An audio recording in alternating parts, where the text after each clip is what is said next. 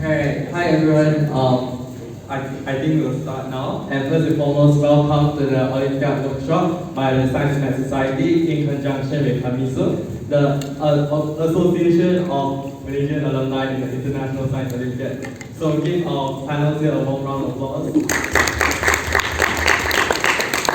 Alright, so I'm Joel, the Vice President for KYUEM Science and Maths Association, and I'm Jack. I'm the president of KYUEM. yeah, and these are panelists for today. So for today's forum, how it works is we're going to talk about their Olympiad journey, how Olympiads have led them to where they are today, and how maybe you can be our future Olympians from KYUEM. So without further ado, let me introduce the speakers first. So hi everyone, I'm Yahya bin Baswan. I'm 16 years old and I'm from College Muhammad Insan. Yeah, I'm Form 4 to Form 5, and I did International Astronomy Olympiad 2022 and 2023. It's a very friendly audience, so hope you guys don't mind us being talking. Yeah, so my name is John. I'm 19 this year, much older than Brenda. I joined the International Physics Olympiad and the Astronomy and Astrophysics Olympiad. It's a mouthful to say, but it's two different Olympiads in 2022 and 2023. And yeah, I'm also the president of AMISO, and I'm very happy to collaborate with KYUEM as an analyst. Hi guys. Okay, so I'm Jared. I'm from the Math Olympiad. I've joined the Math Olympiad since 2019 until 2023, as well as two miscellaneous linguistic Olympiads, even though I'm not so good at it. Alright, and I'm currently even older than Susan. I'm near 20 already, so yeah, you can still participate in Olympiad at such an age. Hi everyone, nice to meet you all. My name is Quincy. I'm 17 years old. I'm currently an A-level student at Health Academy, and I joined the International Earth Science Olympiad back in 2022. And I'm also currently a sales director of media. Nice to meet you all. Alright, thank you so much, Quincy, and the rest of the speakers here. And for your information, we have two candidates for who got admitted into MIT this year, class of 2028, and I'm sure you'll be wondering how they got into MIT. But before that, we're going to start with part one of our workshop for today. We're going to know more about their Olympiad journey, how they got into Olympiads in the first place. Alright, so panelists, I have a question for you. So I'm sure that the International Maths Olympiad, like for me when I was I was in secondary school, the only ever Olympiad I heard of was the International Maths Olympiad, and even that I didn't know about the IIO or even International Earth Science Olympiad or the Economics Olympiad. So I have a question for you. So how do you get to know about these Olympiads?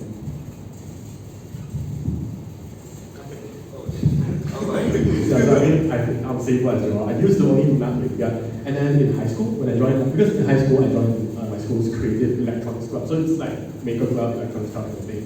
And then at the time, our school was invited to do something like a coding competition. And then because they had no one else, so we didn't know anything about coding, we had to join. And apparently, it was a selection test for the informatics Olympiad. And so we didn't know anything. We went in, and I only then realized it was the informatics Olympiad selection test. So me and my friends, I think we were 14 at the time. And after because we definitely didn't get into in the team, but we got to the final round, and then they invited us to AMISO. So I got to know about the iPhone through AMISO. So that's why I'm so passionate about it, because I know how it feels to not know anything. I know how it feels to suddenly discover a whole new possibilities. Maybe that's one way to put it. But yeah, so I discovered these Olympiads through AMISO once I was invited through the Informatics Olympiad. And yeah, I think that's. And then shortly after, I realized I was very shit at computer science and maths, and then I switched to this. So so that's how I.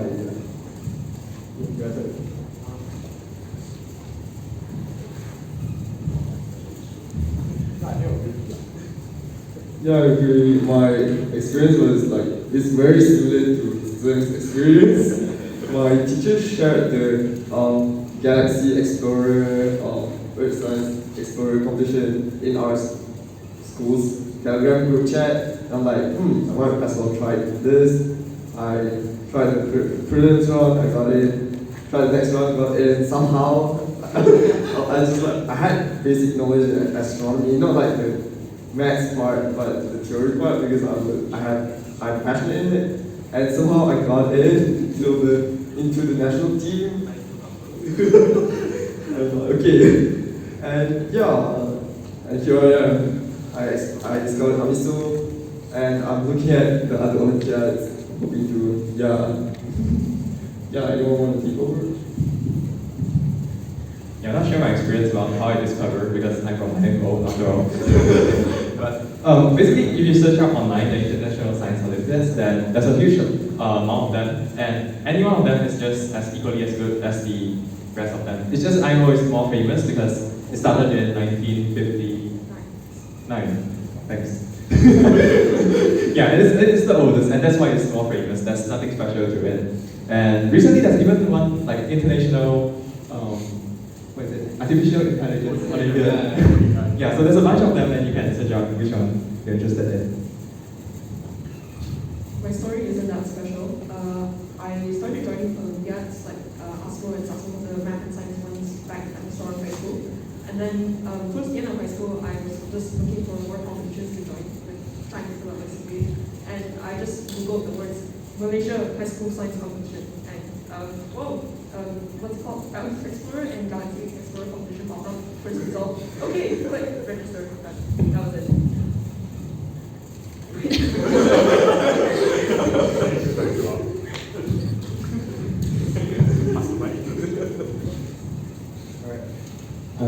We'll move on to the next question. So, like, everyone here knows how the selection process works, right? So, like, my question is, what were the selection processes like? So, we'll start with the Earth Science Olympiads.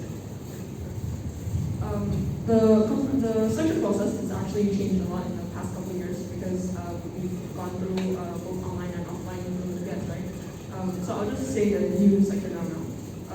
Basically, first you have to join the Earth Explorer competition. It's quite easy. You pay $50, register, and you sit for the test. I think it's coming this 3rd of February. Registration ends on the 29th of January, so make sure you look it up and see whether you want to join or not. And then after that, the top 10% medalists get to go to the second round, which is the Malaysian Earth Science Olympiad. We're also holding it in conjunction with the Malaysian Geography Olympiad this year. So the top 20 scorers from that final round will get to go to the national training camp. And there it will be a full week at a university where you will get to interact with lecturers from science from universities across the entire country, from UM, KYUEM, and so on. And from there, you will be subject to a week full of assignments, lectures, and group projects. The top 4 contestants will be chosen to represent the Science Olympiad in the international level, and another 4 will be chosen for the International Geography Olympiad. So if you sign up for the Earth Explorer competition, you get to qualify, the chance to qualify for 2 Olympiads, 2 International Science Olympiads. So make sure you register and try your hand at it. Like 2 Olympiads for the price of 1.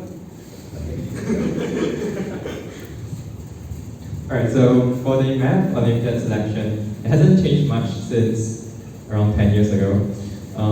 So we have the basic round, which is IMO and ST, and that's the first round where you get to compete. It's more or less the usual A-level math kind of format. You just need to answer the questions, and it's all answer-based only. And for the next round, there's IMO and ST2, and then after that, there will be camps. So camps is like the national level, and everything's held online right now because of funding issues. And we have several camps. We have BMO 1, so BMO stands for Bangkok IMO. And we have BMO 1, which selects around 100 students nationwide. And then BMO 2 counts down to 30, BMO 3 comes down to 12, and BMO 4 is only for the team, which is 6. So for the IMO, there's 6 spots that you can compete for. I think it's different for each Olympiad. Right? And yep, that's the process for it. Yeah, so I'll talk about the physics and astrophysics Olympiad. So for the physics Olympiad, it's different every year. So like recently these 2 years, because of COVID, we've transitioned to online selection tests. So the first round is through Google Forms, which is, it's kind of controversial. Google Forms are not very accurate, but it's also the easiest way to select people. So we do the first round through Google Forms, and then we do like multiple online rounds. And then after we select I think last year was top 40, this year I think around 30 or 40 people as well. So it's like around that range of students from junior and senior categories, and we get them to physical tests. So from there, we take physical exams or physical tests to see if they are capping or not on full forms. So yeah, that's for the physics one. And at the end of all of the physical camps, it's 5 people. Yeah. So for the physics Olympiad, there's 5 people in each team. And unfortunately, the round, the session for the next is already finished. I mean, the first round is already closed. But if you really want to join and approach, you can send me a message afterwards. I'll try to see if they can take exception. Because the next one is coming out very soon, and we have some exceptions because we didn't know the registration and we have special cases. So if you're really interested, you can still send us a message. And that's for the physics Olympiad. And for the Astrophysics Olympiad, it's done most of the time in December, if I remember correctly. Yeah. So unfortunately, it's also concluded, and the next round is in March, the physical camp. So every year, the first round is online through it's a invigilated online exam portal. So it's not like Google Forms, which is really, but this one's like invigilated online exam. So we take that in December. We select 30 students to go to Planetarium Negara, and then we have physical camp there. So not only do you win a chance to go to IRA, you also win a chance to go to Planetarium Negara. I mean, I went there 4 times. All the times was still in construction, and can still visit that. And that's it for World Olympiad. For the International Astronomy Olympiad, it's pretty similar to the AMISO. First, there's the Galaxy Explorer competition. Just sign up for it through my.my. Then they will select the top 10% from it. So for the first stage, the prelims, it's just like conceptual problems, not like maths you have to calculate stuff. No, they just want to see what you know. Then after that, there's the CAM. There's another section test. This one, there's a bit of math, and then top 10-20% from that pool of people would go to the training camp, national training camp, and they would select the top 6 from the camp. 3 for alpha category, below 15 and below, 2 for beta, 17 and below, if I remember correctly, and 1 for alpha, which is like 18, or if you have joined IAO for 2 or more times previously. Yeah, so that's pretty much the selection process for IAO. What do you like to do? Thank you so much, Yaya, the panelists.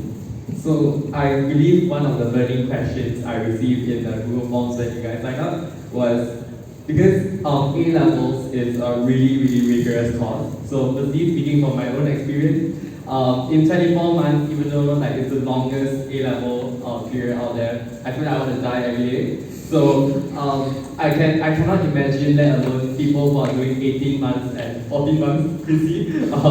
And also people who join Olympiads in addition to the rigorous course of A-levels. So if, I'm not sure if SPM, but I'm sure SPM is very rigorous as well. But in general, these courses are really nerve-wracking, and there's a lot you need to cram. So how do you manage your time well enough to both score well in your exams and prepare for these Olympiads?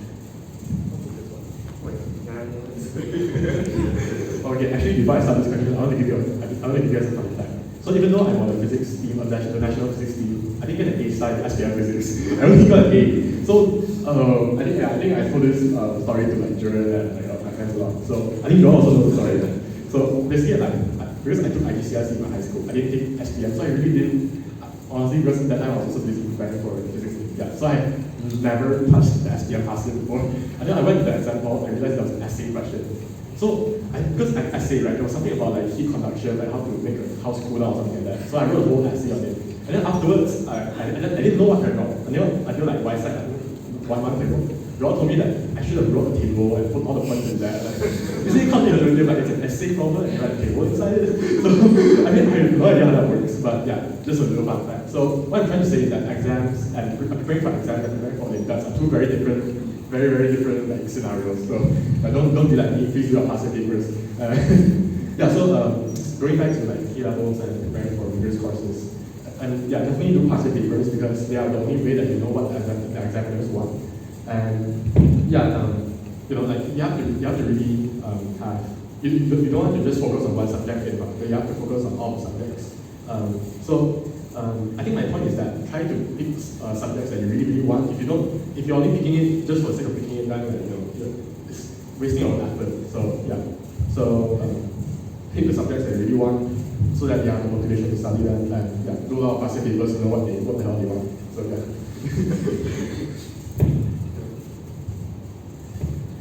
Alright, so in my opinion, I think, actually, I'm not sure because I'm taking the 1.5 year program, so my course isn't that packed, so compared to Quincy's, which is a 13-month program. I'm not sure, but how long do you guys study in a day for A-levels? Roughly? Let's say 5 hours and below. Wait, 5 to 8 hours? Wait, you guys can raise your hand if it is around that range. So starting from here, less than 5 hours. Yeah, A-levels only, strictly A-levels. On the weekends or weekdays? Weekdays. Weekdays. Yes. Okay, 5 to 8. 8 and above. Yeah, it makes sense. So I think that it's not that we don't have time. So personally for me, I procrastinate a lot, especially when dealing with certain works for some organizations. And yeah, so it's not that you don't have the time to do it, but you realize is that you don't have the motivation to do it. And the thing is that because some people, they do math Olympiad or in general any Olympiad just for the sake of doing it or perhaps for your resume and stuff like that, but it doesn't work that way. So one thing is that I have never seen a single person who did that in mind who's success. So if you're having that in mind, it's time to drop it right now. It's still like early to drop it down.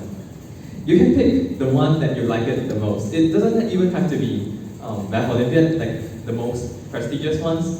And there's seven main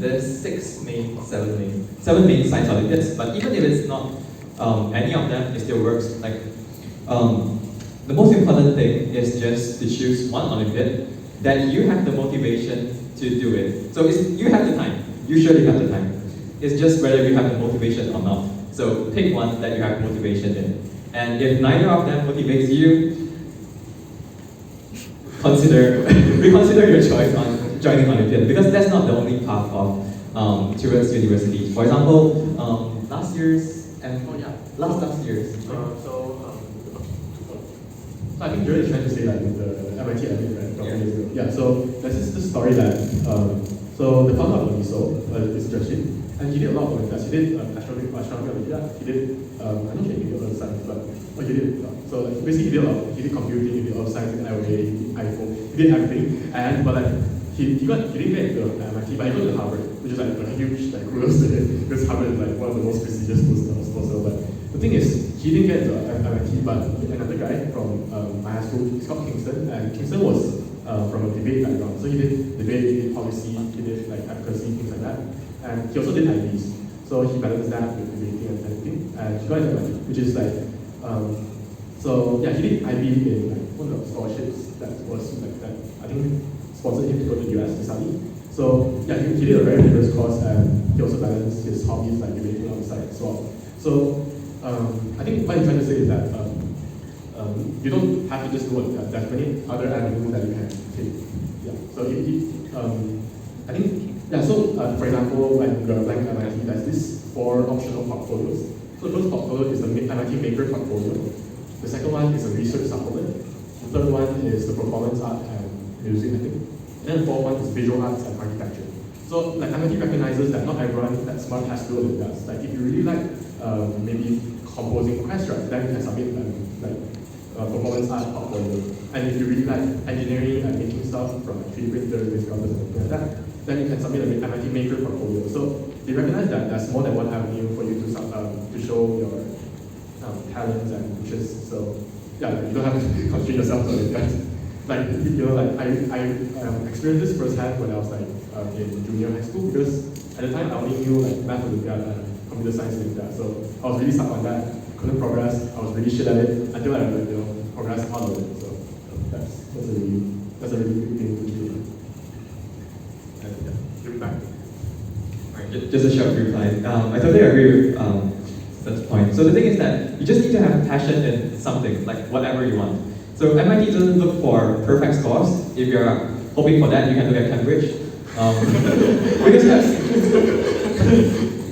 in general, the UK universities care much more about your scores, and because their culture are more or less the same with ours, whereas the US is quite different. So US just wants passionate individuals. It doesn't care like which part of it, if it's Olympiad, debate, or anything. But you have to show that you're really passionate in it, and you're not just there to win a medal and stuff like that. You have to prove it in the essays, basically, that you're actually passionate about what you are progressing in. And you can't fake that, so be sure to choose the one that you want. Yep, and what was it? Oh yeah, so the reason why we are here for Olympiads, so is because if in the scenario that your passion is in STEM, then it's very likely that you can find Olympiad to demonstrate your passion, because Olympiad isn't that rigid compared to our school curriculum, and so there's more avenues for you to demonstrate your passion in these Olympiad sessions. So that's the benefit of Olympiad. Wow, I think we have gone quite far from the initial question. Sorry for that.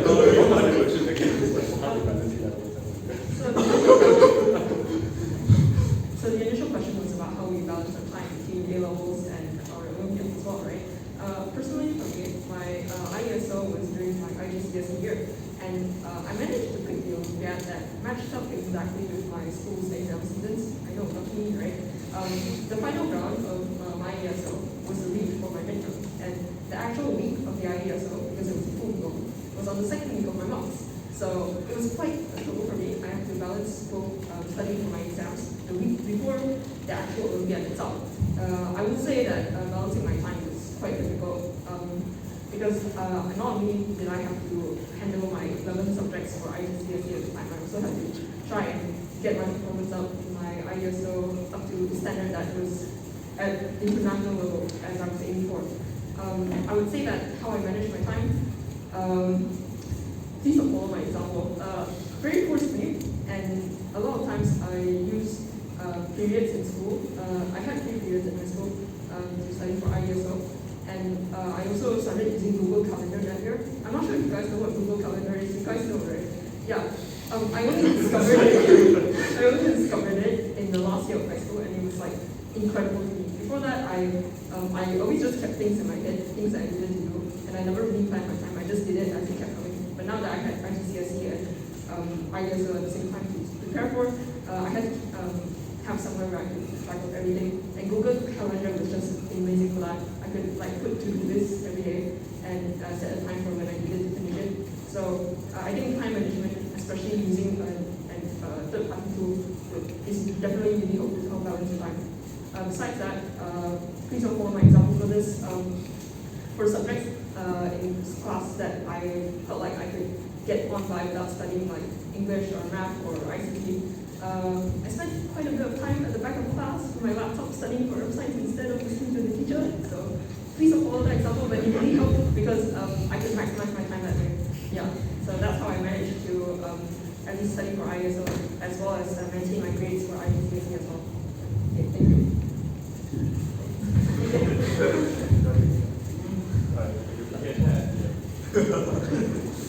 So, okay, I did my exchange semester abroad in the US early last year, my God, from January to June, and after I got back, in like 2 weeks is my finals, and I did not join class for 6 months.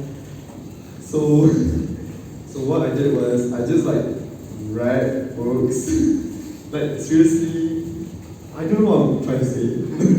Wait, let me think this.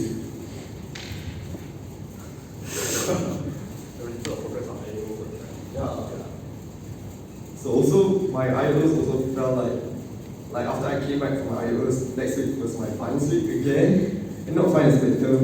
So I studied was, before I went for IOs, I focused on the IO, but when I have free time, like when I'm like reading someone, I'll just like grab my textbook and read them like blindly.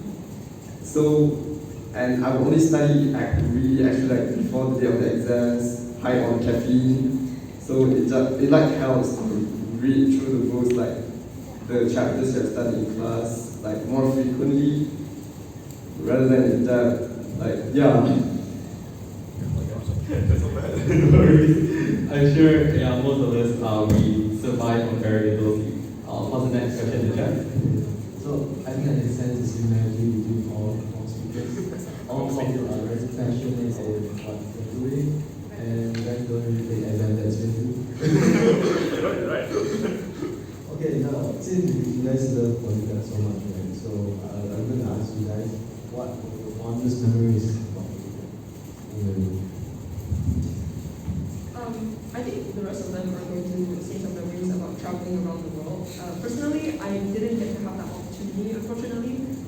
ISO for me was held during the age of the plague, so it was a bit difficult for us to fly everyone out to Italy to have an in-person Olympiad. Instead, we had it online. And despite that, my fondest memory was actually being on a massive Discord server with all competitors from the Olympiad that year. So I think there were over 100 of us, all from different countries and continents, and part of the server description actually said, no teachers or coaches allowed, do not let them see this invite link. And my fondest memory was being in that Discord server, and on nights that we did not have any Olympiads to study for, any specific categories or events to study for. And I think around the next day we were probably waiting for results or waiting for the art competition the next round. A lot of us spent time on those voice calls and video chats, talking to each other and connecting despite our distances over thousands of kilometers. We were all connected by our love for earth science and just being teenagers in general. I think quite a few hours were spent playing Gartic Phone together. Yeah. And it was really nice talking to people from across the world. Yeah. So I think that was one of my fondest memories of doing the Olympiads. Yeah. Alright, so Quincy had a great time there. But yeah, I think the one point is that the main thing about Olympiad isn't that, oh, I'm so happy that I solved this problem tree. It's more like the friends you make. The friends in real life. Alright, this is fine. Alright, but interestingly, that my fondest memory isn't from IMO, even though my main is IMO. It's actually from IOL, where I linguistics. One of the years we were spending time in Isle of Man. So Isle of Man is a very small island beside of the UK, and it's arguably part of it. All right, and we had one contest over there, and compared to the IMO, the people there are very chill. So in IMO, the day before the contest, you more or less won't see anyone. Everyone's like more or less doing their own stuff, studying or those. But IOL, like, not a single person was studying except for the Taiwan team. Very specific, I know, but I'm not sure. But then, over there, we had one of the nights where we spent the night on the beach over there, even though there's no campfire, but just being able to chill with almost, I think there was over 100 contestants over there that we hang out together. So that was one of the fondest memories. So it's the friends. So it's the friends you make, rather. Not just in the international contest, but even in the usual Olympiad journey, it's like really good friends. Yeah, I really want to resonate the same thing, like the friends really love it. Yeah, so because I think from each Olympiad I have very, very fond memories. So like if you don't mind, I'll like share each of the memories. So in 2022, I was like, on the same boat with Quincy because in 2022 the physics Olympiad was online. But it was physical, but it was online. So like we all gathered in UKM, but we took like it was like, online. And yeah, the fondest memory was because I think that time in UKM, like there was practically no one in the like physics building. So like it basically was the high school students taking over the whole building. And yeah, we got to look at a lot of like high-tech equipment. Like I think the X-ray diffraction thingy, like to something for the material science kids. And yeah, we basically we took a whole tour through UKM, which is unauthorized, but like still it was like at night, like we went to like take a look of the equipment. And yeah, like sneaking around, it was quite fun. And oh yeah, also one thing, it's kind of weird, but that day I lost my glasses. So the thing is, like one day before the exam, I lost my glasses, and yeah, so it was like this. I shared a hostel with Kenya. Hi Kenya, if you're watching. And yeah, so Kenya was like tidying his laundry, and I was like I was dancing around the room for some reason, and like suddenly my glasses fell off, and I couldn't find my glasses anywhere. Like I literally could not. So because before we were in the hostel, we were like going outside, petting some cats. I think because there are a lot of cats in UK, so we were petting cats. So I thought like maybe it fell off, but I didn't notice it. And then I went to check the grass. There's nothing there except for snakes. And I went back in the hostel. I checked everywhere. I couldn't find it. So the next day, I just like brought out I went into the theory exam without my glasses, and I did the whole exam without my glasses, and I couldn't really focus, honestly. And then before we were, so on the last day when we were packing up, and I was packing out all my luggage, I realized my glasses were inside Kenya's laundry bag. So it was together with his dirty laundry. So apparently it was the whole bag. So yeah, that's one of the fondest memories. So I used, yeah, that was online, but that's my fondest memory. And in 2022's Astronomy Olympiad, it was in Georgia in Europe. So not the USA Georgia, like the Europe Georgia. And yeah, the fondest memory there was we had the cultural night. And on the cultural night, the Canada team suddenly called like, hey Malaysian team, if you guys are here, can you join me on the stage? We did not prepare anything. Like we didn't even know that they were even performing. And so we were randomly called onto the stage. So yeah, so it depends from Olympiad to Olympiad, and for the astrophysics and astronomy Olympiad, they have this cultural night tradition. So every country, you guys will perform, like if they want to, they get to perform. And suddenly the Canada team was like, hey Malaysia, if you're here, come up to the stage. And like we were eating, and we were eating, and then suddenly we went out. And it's because the Canada team, that's one guy was Chinese, and like everyone at Georgia, like nobody knew Chinese because there were Chinese there, because the Chinese didn't like the China team didn't participate that year. So only we knew Chinese, and that guy only knew Chinese. So like we were singing Chinese songs to a bunch of people who didn't know Chinese at all. that's the fondest memory I have of it. And yeah, I think I could go on like for 10 to 3 as well, but I think I'll stop. There's a lot of memories there. My experience for IEO 2022 was a pretty boring one. It was online, like physical online. We gathered in Arjun's headquarters in Gombak for some reason, and we did our Olympiads there. The most memorable thing was like discussing passing questions late to the night. Yeah, it was pretty boring. But for 2023, last year, one of the most memorable things that we did, Team Malaysia is pretty social compared to other teams, right? Okay, so we got pretty well along with like Team Pakistan for some reason, and we would like always chill together. And after the last round, the night, it's like 10 p.m. or something. We went out together, like walked for 40 minutes just to get to a grocery store in the middle of on the outskirts of Beijing.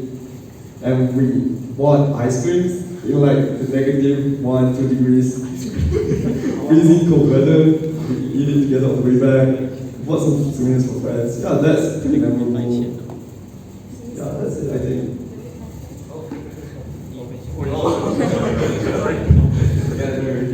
Thank you so much. I feel like, yeah, you guys, each Olympiad has their own specific memories, and I'm sure there are 3 more memories during each Olympiad, especially like meeting people from all around the world. Yeah. So I have some questions like about the misconceptions about Olympiads. So is it really true? Like let's hear it from the Olympians themselves, right? Is it really true that IMO is the most prestigious Olympiad and like other Olympiads don't matter at all? Or like these are some misconceptions we have, like the International Philosophy Olympiad is bullshit, like no one actually studies for it. Yeah, like, these are some quote-unquote misconceptions. So I would like to know also like some misconceptions about your Olympiad, and also like the problems you face, like this like honestly Olympiads can't earn you money, like you can just put on a resume, and like it doesn't help in the grades and stuff like that. So these are some misconceptions that maybe like Asian parents would have. So like how do you face this, and Do you face these problems, if any, and how do you overcome them?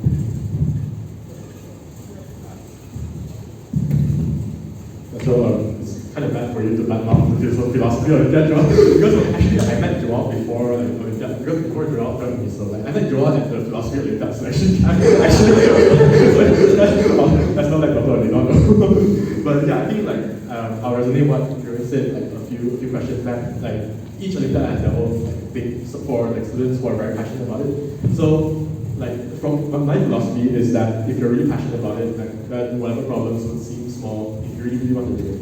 And for me, the biggest problem is money, because the thing is, I'm not sure if it will change in 1 year, 2 years, or 5 years, or 10 years, but currently, if you're from a private background, then you have to source funds for your own. That's just how it works, because the world is, some countries have it worse than Malaysia, some countries have it better than Malaysia, but you know, like different countries have different circumstances. So the biggest problem for me is funding, because I have no idea why, but the European countries really like the astrophysics Olympiad, so we have to fly halfway across the globe. And yeah, the funding is a really big problem for me, and I was lucky to have sponsors and from Indy, from high school, and you know, like my parents helped source me a lot as well. So the biggest problem was funding for me. And going back to the misconceptions about Olympiads is that like Olympiads aren't really just for smart people, it's for people who really like the subject. And yeah, I think it's kind of like the opposite cause and effect thing. So it's not that you join Olympiads because you're good at something. It's because you're good at something, then wait, sorry, I think I have it like because it's not because you are good at something that you join the Olympiads. It's because you join the Olympiads because you want to get good at something. And yeah, so you know, I think that's why I want to Right, so let me just destroy that IMO misconception first. Okay, so IMO is not more prestigious, and there's a few reasons why it's more prestigious. We mentioned about the history before, and as well as how well known is it. And one of the other reasons is because there's one idea that IMO is much harder than the other contests. So first thing is that it's very hard to measure difficulty subjectively compared to like physical Olympiad and math Olympiad, which one is harder. It's like very hard to measure that thing. But the thing is that because of math is more famous due to the history, then it attracted more people in. And more people in means more competition, and more competition means that it's harder, and it's harder, and then it attracts more people, and that snowballs. And which is where we are right now, where IMO is considered the hardest Olympiad of all, and it's the most prestigious one of all, basically because there's so many people that's into it, and yeah, it became, the competition is so hard until, the competition as in not the IMO, but the competition among the contestants are so fierce that it became one of the most prestigious ones. So, I think one common misconception for all Olympiads in general, like Zhong shared just now, is that only smart people get to do it, or total geniuses, people who are incredibly naturally intelligent. And though having these people here is not really my case, it is completely untrue. Like they said, first of all, you need to have passion. While I don't completely agree with that, I think having an interest in the first place is definitely the first stepping stone. It is not having a slightly larger brain or slightly higher IQ, definitely not. And look at me for an example here. I'm not that amazing of a student, I'm not incredible at earth science by any means, but I have the motivation, and I think the most important part, besides motivation, is also discipline. The discipline to push yourself to study every day, or maybe not every day, or however often you need to study and optimize yourself to get yourself to up to standard of an International Science Olympiad. Yeah. So definitely do not think of yourself as, oh, I'm not doing that well in school, why should I even try to jump in an Olympiad? It's just a waste of time. No, do not do that. Sign up and try your best. Okay. Yeah. So basically, don't continue this myth that only people who are super smart get to go to Olympiads. Average person who just puts their mind to it and disciplines himself will be able to go as well. Okay, thank you. Yeah. Actually, I have something to add on, like what all the panelists did. I think the reason people think that Olympiads are hard is because it's very niche.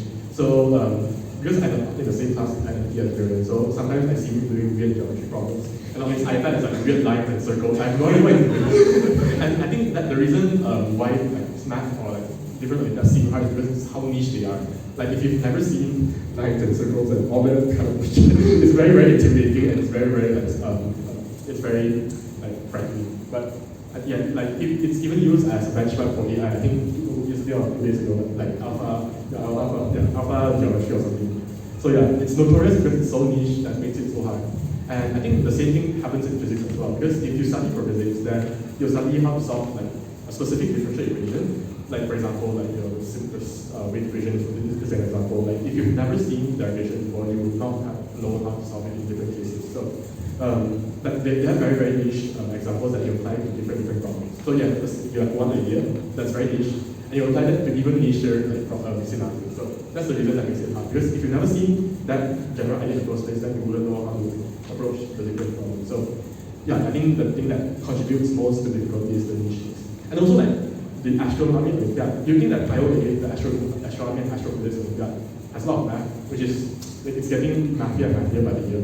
But also one thing is that you have to memorize all 170 constellations in your mind, which is like okay. Honestly, like one more thing that I want to like say about the memory thing. So actually about the astronomy Olympiads, I don't think most of the contestants actually memorize all 118, right? Like, do you memorize all? No, I don't remember that as well.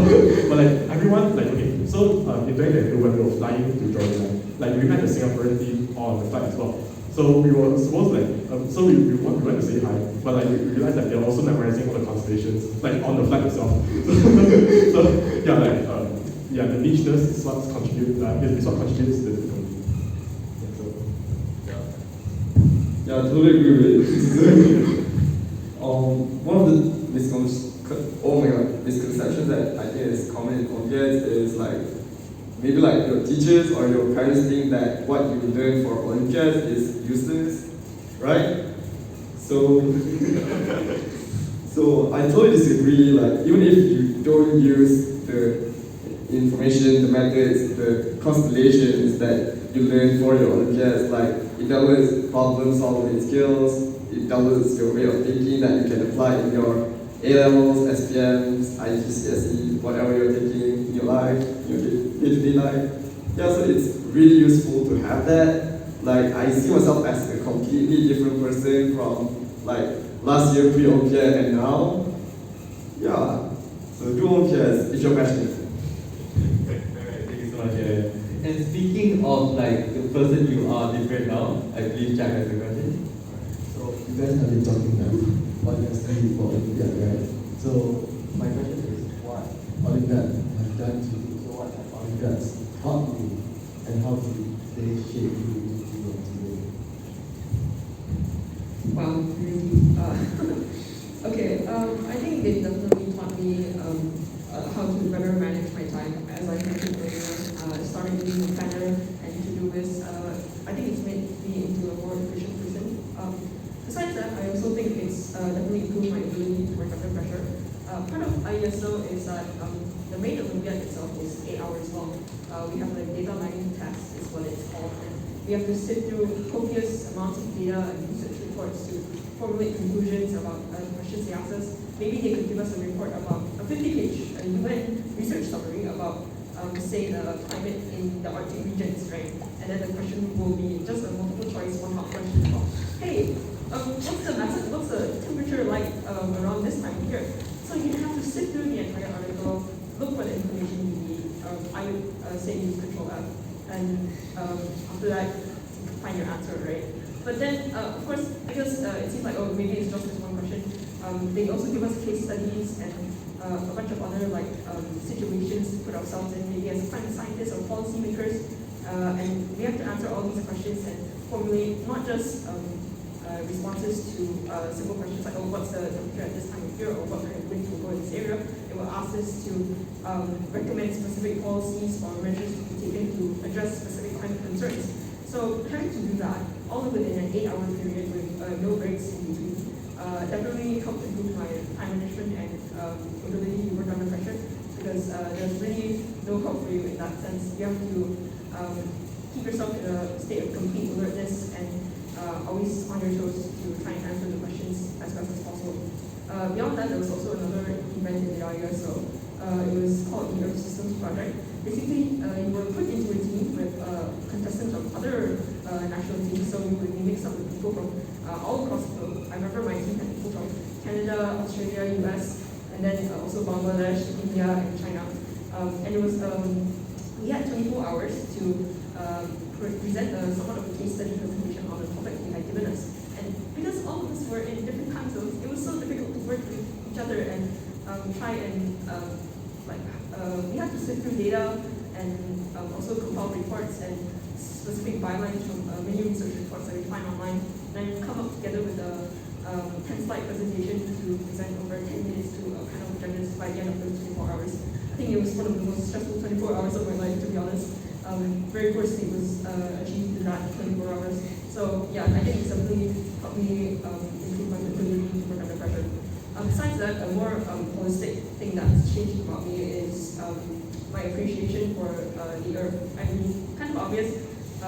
Studying Earth science, you get to learn about so many specific processes that happen in our ecosystems and our environments worldwide.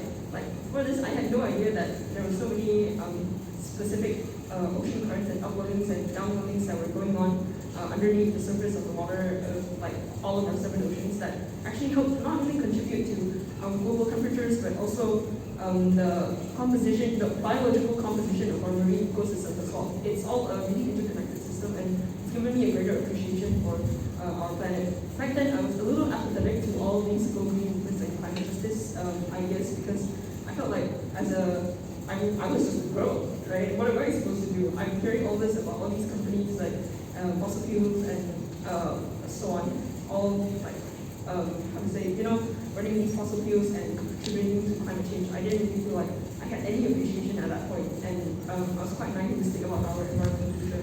But after joining the Earth Science Olympiad, I felt like, wow, okay, I actually need to do something about this. I can't just stand by and let this like beautiful planet we have go to waste, right? So yeah, I think that's definitely, ISO has definitely changed me in that sense, in having a better appreciation for the environment. Thank you. All right, thank you, Vincent. So, yeah, so about time management, I think that's a very important point. Like, there's one saying that says that whichever Olympiad you choose, you end up at the same destination. So, it's because that when you take Olympiad, for example, Math Olympiad, Physics Olympiad, you're not actually, the main point isn't there that you learn the theories in there, right? Because let's say that I know how to draw some very weird circles, and I can't do much other than summoning Satan or something like that. So yeah, there's some very niche knowledge over there, and then you question what's the purpose. So if you think deeply about it, then to me, that's more or less 3 factors. The first one is that you get to know the other Olympiads. So because then those with higher aptitude, they tend to just go into Olympiads, and there is a place where you get to meet up with all the brilliant minds in the world, or even from different subjects, such as all the panelists here. And so that's one of the purposes of Olympiad, which is to bring all the great minds together. And that's one thing that I'm grateful for my Olympiad journey, which is I met everyone here. And then the second part is that you get to, how do you say it? You get to extend your passion. So for example, if I'm in the SPM curriculum, and I'm very, very passionate about math, now what should I do? So that's almost a dead end, because if I continue the SPM curriculum, then your passion will more or less die within the next few years. So you have to get some avenue to extend your passion, and there are some ways, such as, okay, perhaps I can just go into math research. But the thing is that from SPM to math research is like too huge a gap that it will also kill your passion in that process. So that's why our Olympiad is like, it's harder than SPM math, all right? It doesn't involve too many hard theories. We'll talk about that later in our presentations. And so you get to extend that with your minimal knowledge, and after that, you get to continue your passion, like it reaches it to the research part. So it allows you to extend your passion so that you can connect it during your university. So that's the second part. And the final part is that you get to learn by yourself.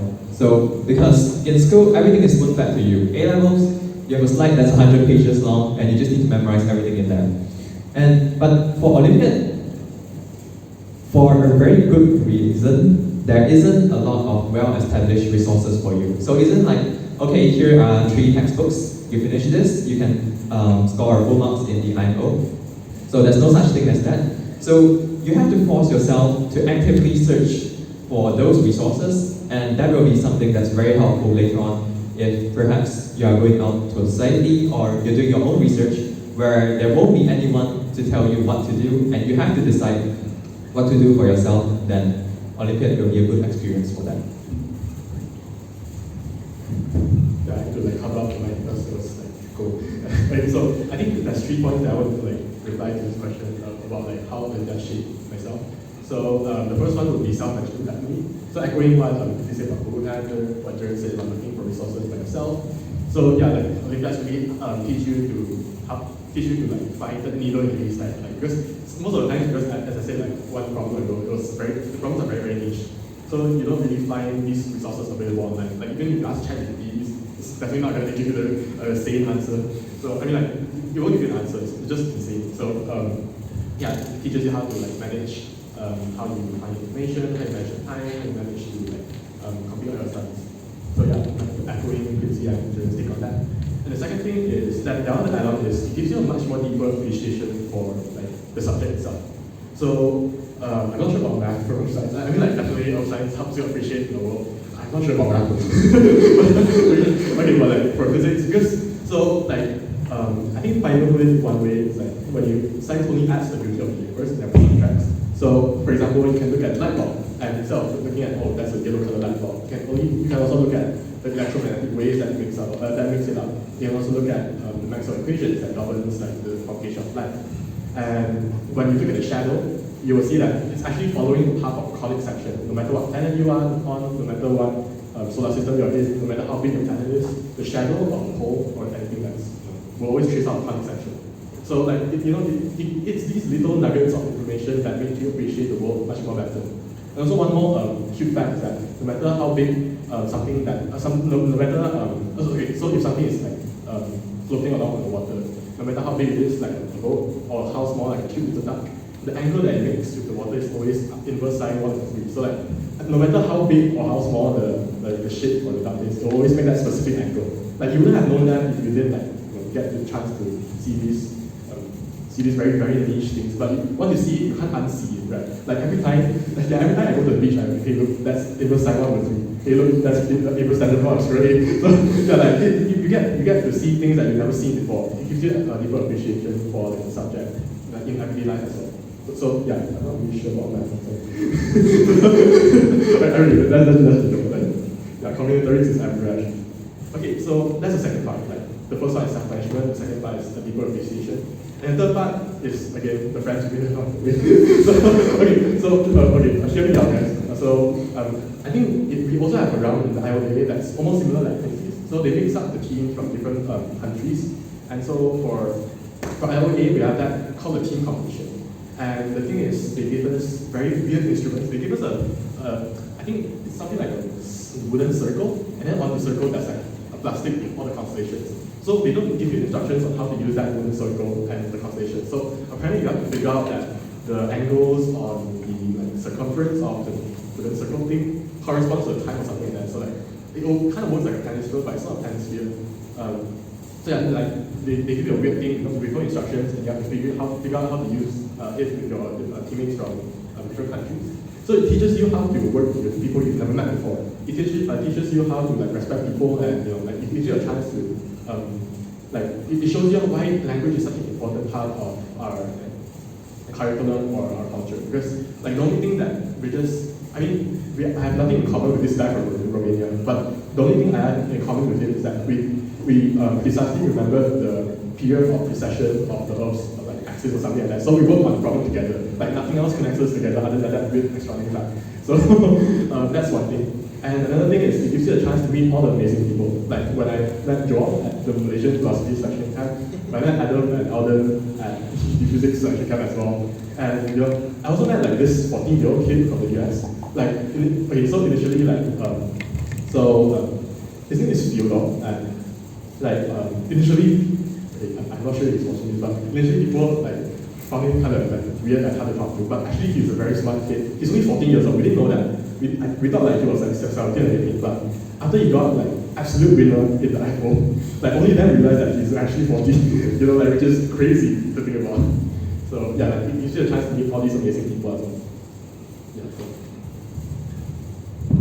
Yeah, I think all my points has been covered by all the marvelous panelists before me.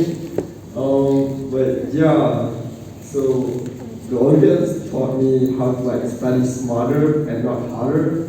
So for this, for my SPM studies, I would just study by reading books and doing past year the night before the exams.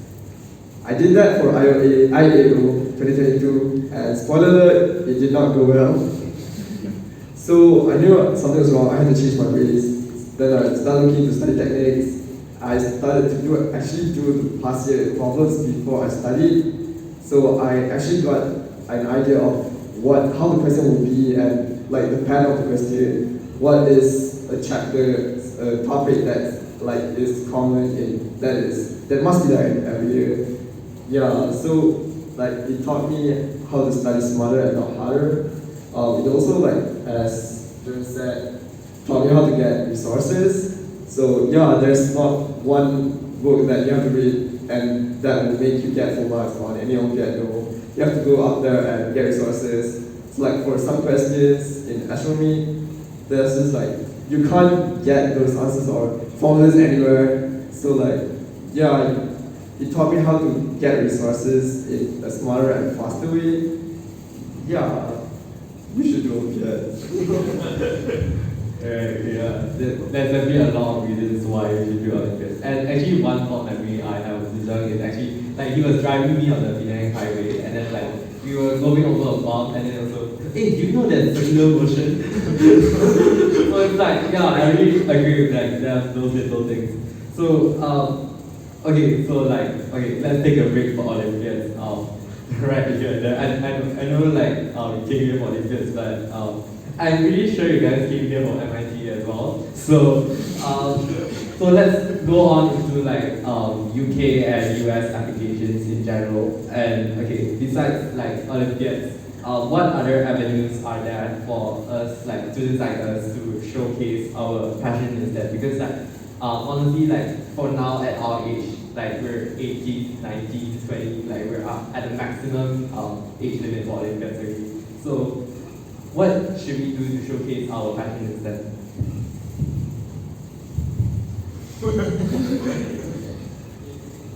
So I think it differs by Olympiad. I think I've heard Jared said before, if you're older in the selection process, you'll be put at a disadvantage because you prefer younger students. But for physics Olympiad, it's kind of the reverse, because if you're older, you get to have maybe you don't. So for example, if you're taking if you're 18 years old and you started joining the selection process, at least you've already taken SPM, at least you already started taking level, so you have exposure to these kind of information. So it puts you at an advantage instead of a disadvantage. So yeah, don't worry about the disadvantage, just try. You never know. I think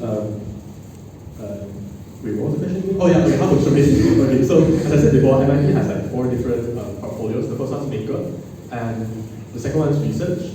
The third one is music and performance arts. The fourth one is visual arts. So so if you're really passionate about making and engineering, then that's one avenue for you as well. And one thing that I think it's not really talked about in Malaysia is the research aspect of STEM as well. So I'm not sure if you guys noticed that you can just do this hack where professors and all the academic majors are also humans as well. So the reason I say that is because you can just shoot them an email. You email them and ask, hey, can we work on a project together? That's a weird answer.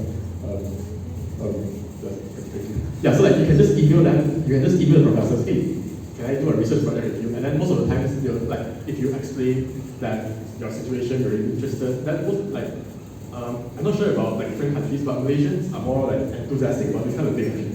So it's through this that I got to do one little astronomy project with Malaysian astronomer at UNSW, University of South Australia. So yeah, like just email them if you really want to like learn. If you don't have access to like Olympiads, research projects are also one way to like showcase your passion for the project.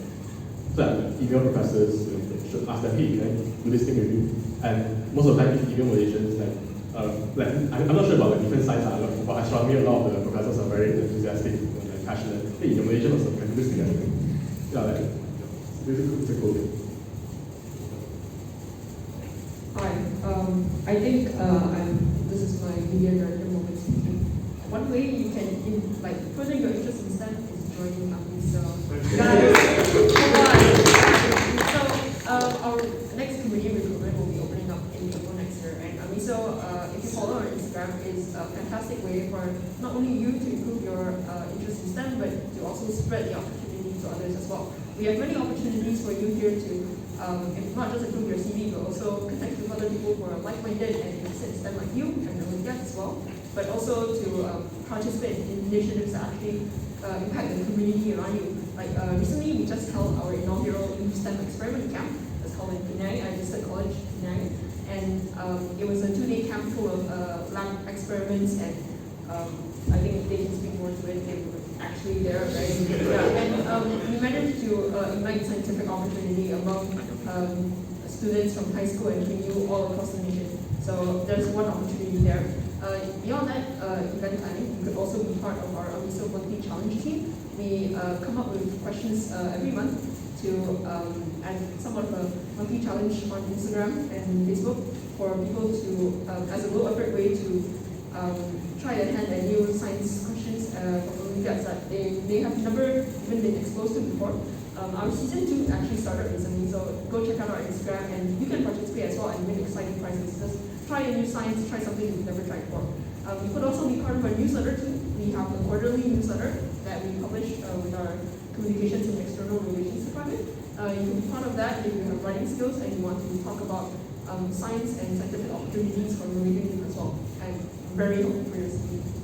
Yeah, and we'll be organizing our Youth STEM Cup 2024 in sometime later this year in summer. So be on the lookout for that. If you join AMISO back in April, and you can be part of the Youth STEM Cup team as well. So yeah, definitely think about joining AMISO as a way to further your STEM interest. Okay, thank you. That's my marketing spiel. Yeah, adding on to Quincy. So actually, I'm the event executive for AMISO. Yeah, honestly, like joining AMISO has really broadened my horizons, and there's allowed me gotten to know such amazing people right here. And definitely do keep a lookout for KYSS events as well, because we'll be actively working with AMISO throughout. So the volunteer recruitment, I think part of that. We actually work closely together for volunteering and opportunities like that. So do give KYSS a follow, and also AMISO a follow as well. AMISO.my. So yeah, I totally agree with Tzu again for the time today. So yeah, doing research is a good way to showcase your passion in subject. So yeah, I agree. Malaysian researchers like curious professors are really enthusiastic about having internships with high school students. I did an internship with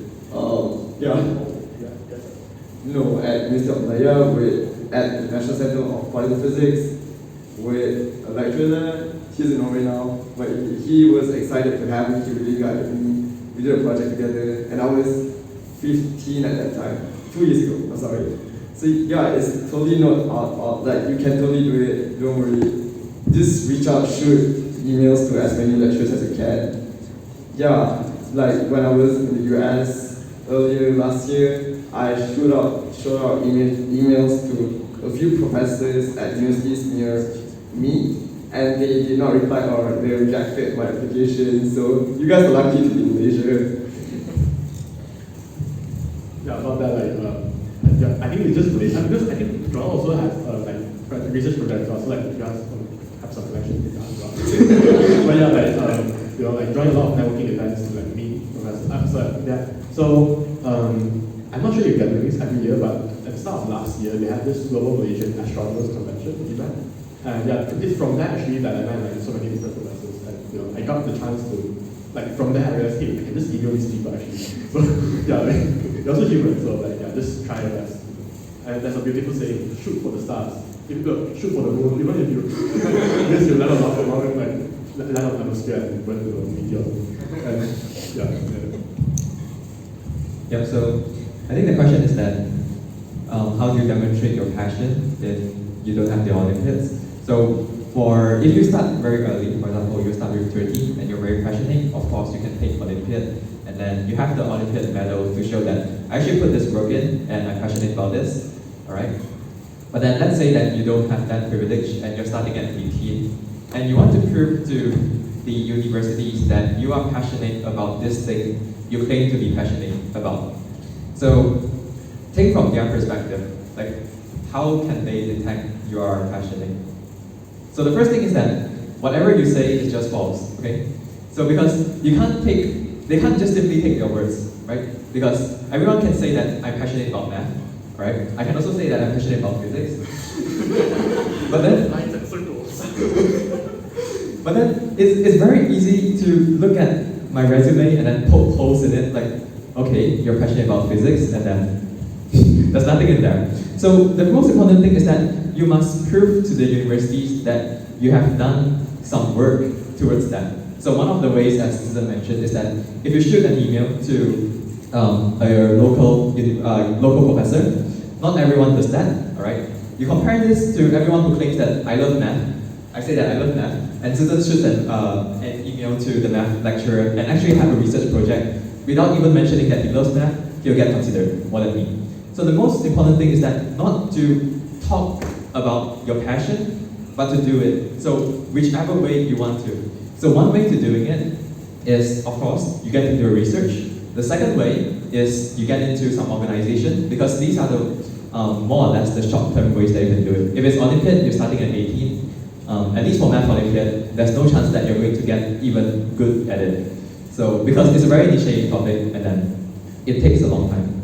So if you really want to demonstrate your passion, you must, there's one way, that's research. The other way, like as Quincy mentioned, you join a committee, because the worst case is that you take half a year or 3 months to pick up what you should need to do, and that isn't a long time compared to preparing for IO, which I took 6 years. And then after that, basically just do something that can prove. For example, you can start a YouTube channel that, let's say that I'm explaining the basic primary math theorems, and I explain each of the proof of it. Or maybe A-level if it's more relevant to your course right now. So the idea is that you must do something and prove it to them. So don't just claim. And there's a lot of things that you can do. YouTube is an easy way, Instagram is also another easy way. Or you can have math talks, or start a committee, join a committee, research. There's a lot of ways, but you have to do something. Yeah, so resonating with what Jared said, show, don't tell. And that's and I think that I want to add is like be more involved with with your community. So in my high school, I joined, as I mentioned, I think at the start of this, I joined the Creative Electronics Club at my high school. And like initially, I think in the first or second year, like I thought, okay, I'll just join this every like activity time, and let's just do it. And then after I realized I was wasting my time, so like be more involved in it.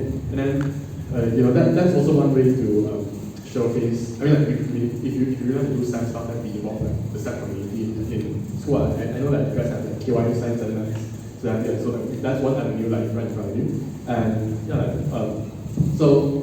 after I was more involved in the community of the electronics club, only then I realized that would really benefit me, like the MIT Maker portfolio, for example, because they do a lot of projects which I can showcase in my portfolio. So like be more involved. You never know how it's going to help you, and yeah, like, they're out. So yeah, I think that's what that. Yeah, I would also like to add on what Zita said.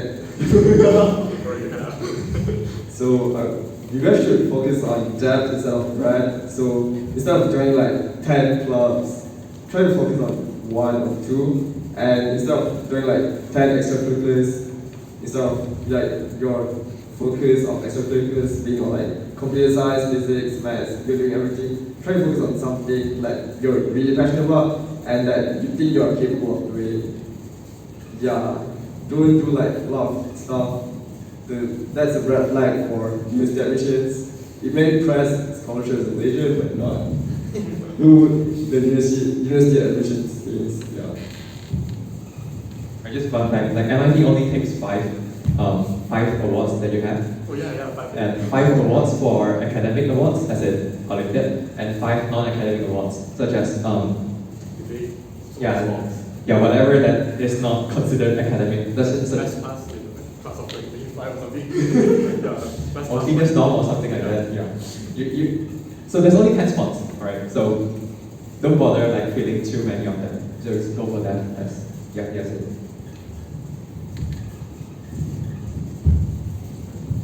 Alright, that is definitely a very insightful round, and I believe like all of the speakers have covered most of the questions that are coming up next. So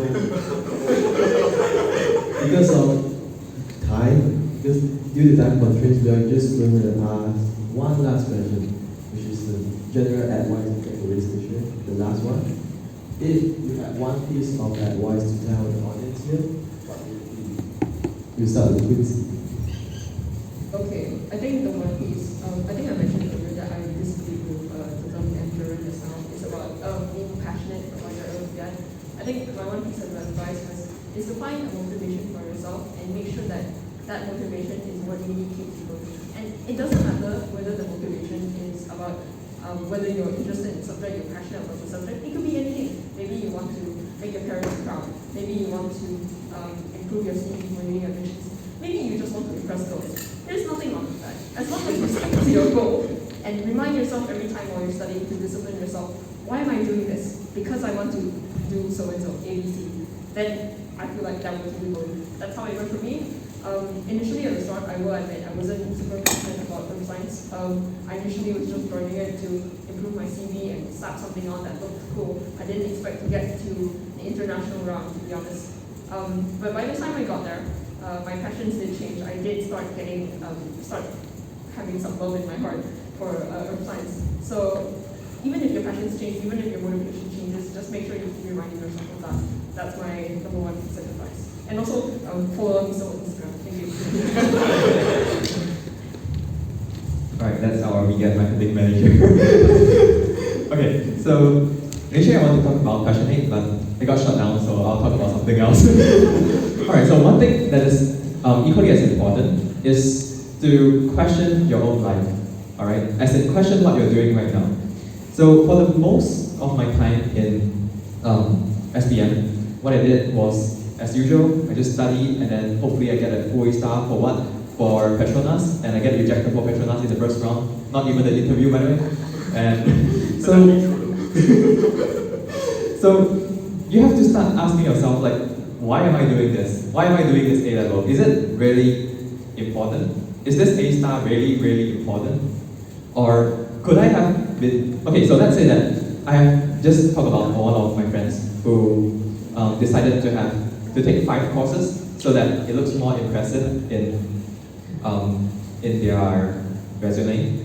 But then the thing is that about A levels, you can only take 3 A star, will guarantee you to more than 3 A star and some passion or some motivation will guarantee you to get into a good university.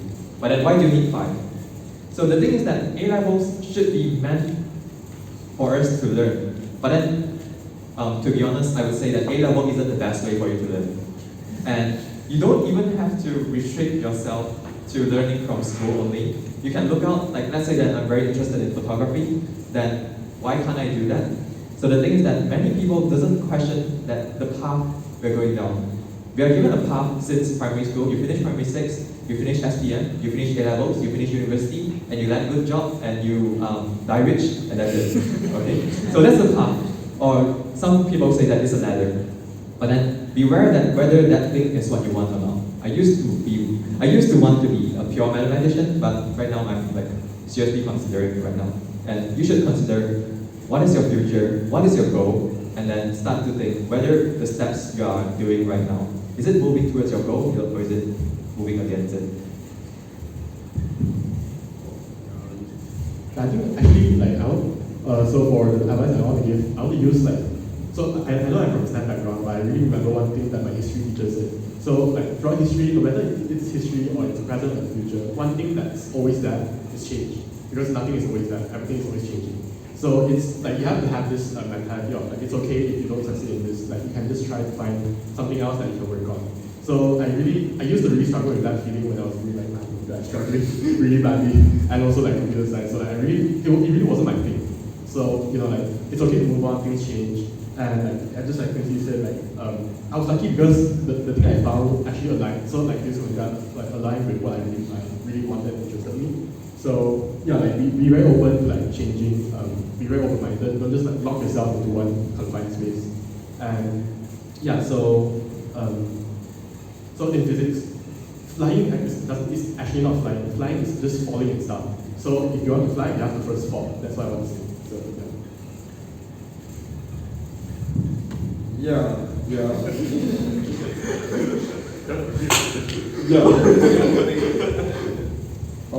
Yeah, don't confine yourself to what like you want to do what you're passionate about, yes, but also like explore other things.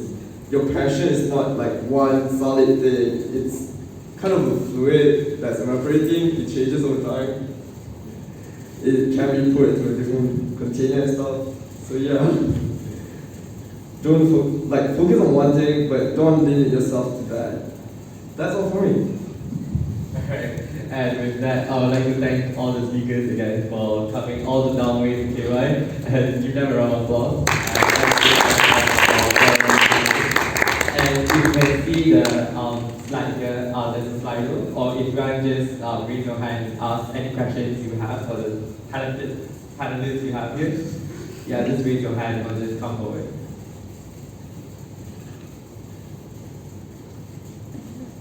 Oh shit.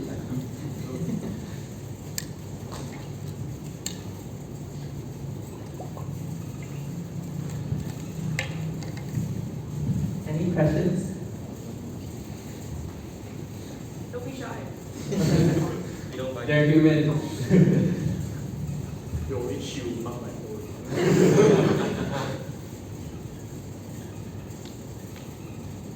So if you guys have any questions, just like remember that is the message I'm doing. Yeah. Maybe you want to drop your IG handle so that they can follow or like ask you questions.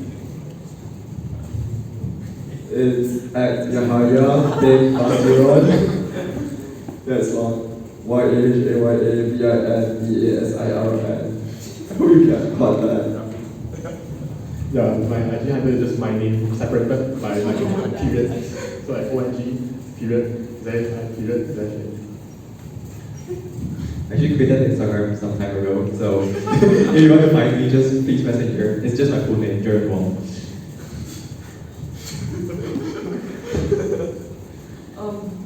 My Instagram, I will be sharing it again later in my slides, but it's coincidental. It's a pun on my name because my name is Quincy, and life is full of coincidences. So, my Instagram is coincidental. It's a bit difficult to spell. I think I will share later. If any of you want it, just walk up. It's okay. I don't bite. I don't think.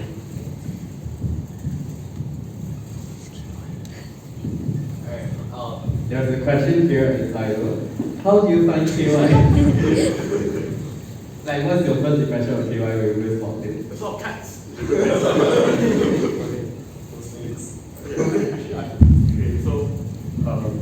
I'm not sure if this is allowed to be said, but actually I applied for the Yayasan Kazra scholarship back then. I think I told you I don't right. So actually I was rejected at the personality test. So I'm not sure. If that's like, so yeah, I mean like that's my first impression. But then like I realized that KY is actually a good chance for like students to apply to overseas universities. And you know like as I said, change is always permanent. So like, don't lock yourself. Like don't beat yourself down if like things don't go your way. So like I'll regret it. Just like during for the question last scholarship. But yeah, like the first contact I had with you was like through that scholarship thing, but afterwards I realized there was a lot of cats here. Actually the second thing was that I realized it's a very passionate member of KYUEM actually. So yeah, like creates a lot of opportunity. To me, I feel like at least based on the tour just now, I felt like KY is a very good place for you to learn, but not for you. I'm not sure about learning A-level specifically because I haven't attended the classes, but I feel like the environment itself is a very good place for you to learn. And the main reason is because that you're free from the city, more or less, and that means that you're free from the distractions. So you can have, if you allocate some time that is from A-levels, to find something you're interested in. For example, if you want to do meditation, here's a green forest there, all right? Or anything in general, is that you have a great opportunity. There's an individual room. They're so spacious. In Inti, that fits 4 persons, by the way, for the same space, the individual room. So there's a lot of, how do you say it, facilities that you can take opportunity of. At least that's my take from what they have. And it'll be great if you can just pick, it's a waste if you just use it for A-levels and pick something that you're interested in and try to spend the rest of your time here, like investing on that. Yeah, so speaking of this, Andrea actually reminded me of one thing to add. So, like during the tour, we saw like swimming pools, squash courts, like a lot of like sports. So, like actually one more way that you can show passion, and which also impresses like admission officers is like really good sports. So, if I'm not wrong, you all said you guys are like preparing for water polo or something like that. So actually, like something niche like that is like if you get good at it, like you will really impress like admission officers as well. So that's unfortunately the side job of gaining the admissions game, but that's actually like, but that's like you guys have the opportunity. So like that's also one way that you can use of that opportunity. Yeah, like you guys have a lot of opportunities. Like in Indy, we only have like 6 floors, like 1 block. That's it. So, yeah. Yeah, just one word. Wow. I can't wait to study here. So, we look forward to having you here. Any more questions on the floor?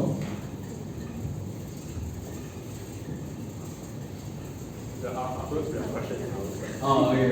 So, don't related your questions with. Alright. Maybe like one question from me. Like, okay, for most of us here, we're doing A-levels. Like most of us want to apply overseas, and they're in SEM 2 right now. So we have 4 SEMs. So SEM 1, SEM 2, SEM 3, SEM 4. Like Jack and I are in our final SEM. So we've done with university applications. Thank goodness. But the floor over here are mostly juniors. They're in SEM 2 right now, and they're going into SEM 3 at the end of the year. So do you have any advice for university applications, especially like juggling both UK and US? Like the applications, like both of them, they are really niche and they're really subjective. So do you have any tips on that? Well, I think this is going to be very cheesy, but follow your heart and be open to change. That's it. Like because if it really wasn't meant for you, then it really wasn't meant for you. Like that's just how it goes, right? That's just how the world works. So follow your heart. If it's not what you want, then you won't get it. If it's really what aligns with you, then you will get it. So yeah, follow what your heart wants. Be open to change. And, pretty sure, yeah, grow your goals. So, yeah, you guys have a lot of opportunities. So, like, coming to see how, like, in 2 more years, where everyone is. Alright, so for me, it depends on, the answer really depends on which one you're applying. So for UK or US, but one good way to do it is, first you have to make sure what you want to study first, alright? So don't choose anything like half-assed such as AI is very famous right now, I should take computer science. Please don't do that. At least have some exposure of each of the subjects, either based on your exposure in A-levels or in Olympiads, perhaps. Then decide what you want first. So that's the first thing, you have to know what you want. And the second thing is that prove to the university that you are passionate about it. It's a relief that I'm hearing that you guys are in SEM 2, which means you have 1 more year, is it? Yeah, that's 1 whole year. That's around like Fitz's whole A-level term. So it's a relief to hear that. And so there's still a lot of time to do what you want to do. Even if it's just creating a YouTube channel, explaining some basic concepts, that's also a way to display your passion, and that doesn't require a lot of effort in doing that. So first, make sure that what you want, clarify what you want. The second thing is that make sure to do something related to what you want so that you can prove to the universities that you're actually passionate about it. Sorry guys, I'm not applying to the US, but I can speak on the UK applications. Now that you have around 1 year left, I comes to UK applications, they don't really want to hear about what things you are doing that are not related to your field of study. So for me, I'm actually applying for a degree in economics right now, and I didn't mention ISO, my ISOs at all in my applications. And my advice would be to, right now, if you've just really chosen your field of study that you want to pursue at the UK, try and do as many simple curriculars as you can related to that subject, so that in your personal statement, at least you have more things to talk about. If your personal statement is mostly about extracurriculars that are not really related to your chosen field of study, maybe you're doing chemical engineering, but then you're talking about physics Olympiads. Maybe just mention it in your byline and don't go completely into it. Yeah, focus more on exactly what your field of study is. Don't try and be broad, be in depth. Yeah, that's how I would say. So there are some questions up there. So the first one, somebody asked, how do you prepare for Olympiads? So I would like to know what websites, what resources, or what books you guys use. We'll be talking about this in the future slides, after this session. Alright, they're going to answer that in the future slides. Okay, for the next question. So somebody asked whether the International Physics Olympiad or the Astrophysics Olympiad, which one is easier? I know it's super hard. Oh yeah, it's.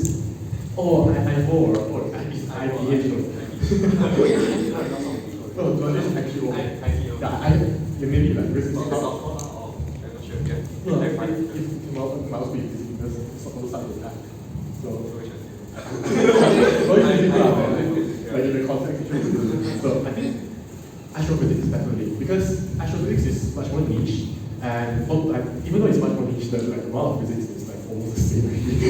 Like in the past few years, there wasn't any calculus in astrophysics. Like you don't need to know DYDX, but in the last in 2022 and 2023, they already started to add that in. So you can't run away from maths anymore. So yeah, astrophysics is a much more niche Olympiad that I think because comparatively, even though it is very good, but that in previous years there's less people joining the physics selection test than the astrophysics selection test. But from because I've gone through post-selection processes, the astrophysics one is actually much not to say easier, but it's you have a higher chance to get in, I think, as compared to the physics one, because that they have a lot of physical selections, filters, one by one. Whereas the astrophysics one, you have the first round and the second round, and then you get selected. So that's why. But if that's if I have all this physics. Alright, thank you so much, Susan. And I guess that's a wrap for the Q&A session. And now I'll give them a round of applause again. Alright, so now we'll move on to our highlight of the day, where we get to know more about each of their individual Olympiads. So we are going to see for Earth Science, Sharon for Maths, Susan for Physics, and Yang for Astronomy. So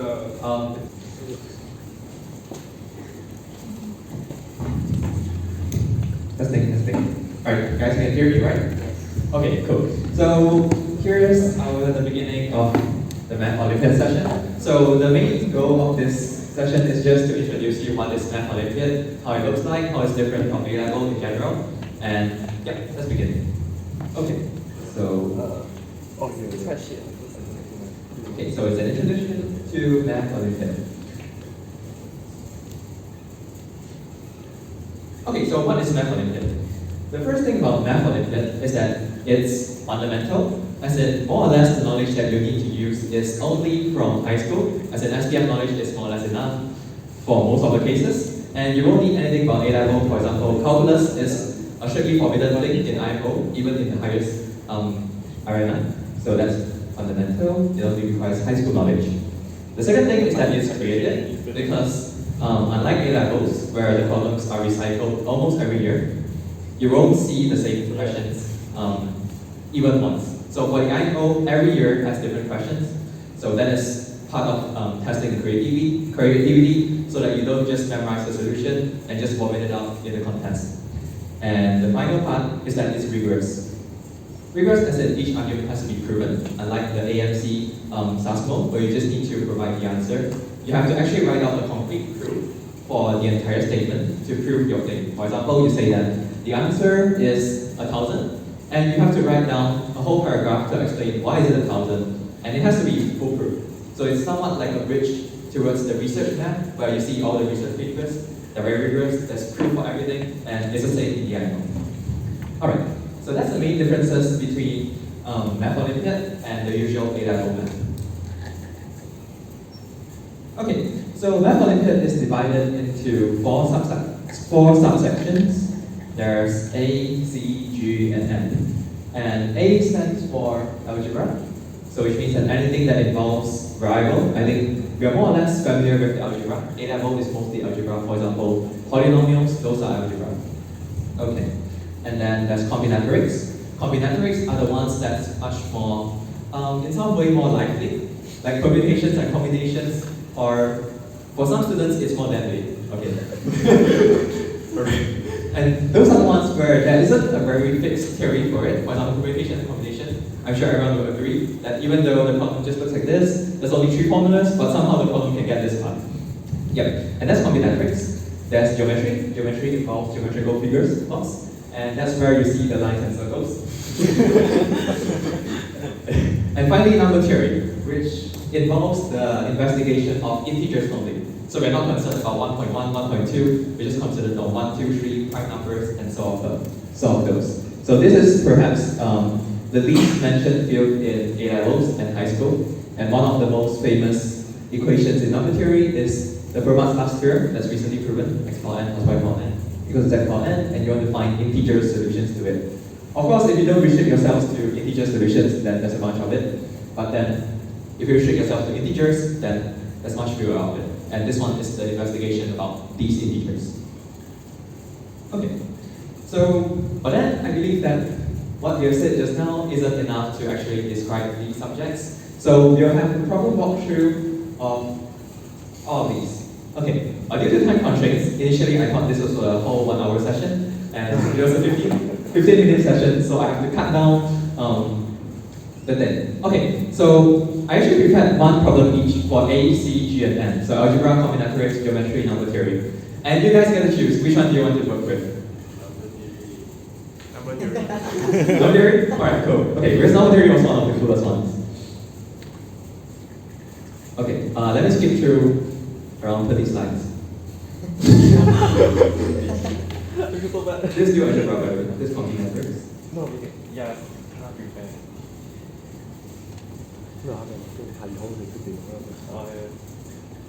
These are geometry. This is geometry. Lines and circles. Yep, that's a method. Lines and circles. Alright, so here's the number theory hopefully. Oh yes it is. Okay, so the question is simple. Let's say I exist 100 consecutive numbers, none of which is prime. That's it. Okay, and I assure you that you won't need any knowledge that is exceed let me think. Form 2, alright. Okay, so it's only that part where you need to prove this. Okay, and because it's very hard if you just start this problem and continue, so I'll walk you through this problem. It's the problem walkthrough, so we'll start. But during the course of the thing, I'll ask some questions to the audience, and that's how you get to do it together. Okay, so let's look at 100 consecutive numbers. So first of all, let's prepare some seats for 100 of them, right? And there's too many numbers, so I'll just put blah blah blah. Okay, so these are the 100 consecutive numbers, and we want each of them to be not a prime. Okay. So then, but the thing is that it's very hard to detect whether a number is a prime or not. For example, if I give you 1001, is it a prime number? I don't know. Alright? And it's normal that people won't know. In general, there's no quick way to detect whether a number is a prime number or not. It takes a lot of calculations, and in general, anything that claims that there's a pattern towards prime numbers is false. Okay. So, however, in this case, we don't need to find all prime numbers. We just need to find 100 of them such that they are not prime numbers. So then, we don't have to strictly detect which are primes, as long as we have a rule to quickly rule out which ones are not prime numbers. Okay, so to the audience, does anyone has any tests that you can have to rule out a number as a prime? Very quickly. If you add to the zero, It ends with a 0. Okay, and why is that not a prime? it's factor of 10. Yes, exactly. So indeed, anything ends with 0, or in general, if you have even numbers, then it is not a prime number, right? Okay. So even numbers is a quick way that we can check that a number is not prime. Except for 2, of course, because 2 is a special case, the smallest one. Okay. So the next question, and these questions are not part of the problem. They are the ones that you have to ask yourself during the contest. So can we make all 2024 numbers even? As in, there's 100 numbers that we need to make sure they're not prime. Or can we ensure all of them to be even? Yeah, clearly not, right? Because for example, if the first number is even, the second is not even, and you're done with that. So which means that the fact that we only use even numbers to test whether a number is prime or not is not enough if you only have a single test to do that. Okay, then what other tests do we have? To do that, so of course it's very hard to just plug out your mind what's the other prime number test. It's not even well known in Math Olympiad either. But then we have one test which is even numbers. We know that they are definitely not prime. So maybe we can just dig deeper into this test and realize what's going on in even numbers. Why are they not prime numbers? Anyone? It's divisible by 2, right? Is there anything special about 2? No, right? So what other tests are there?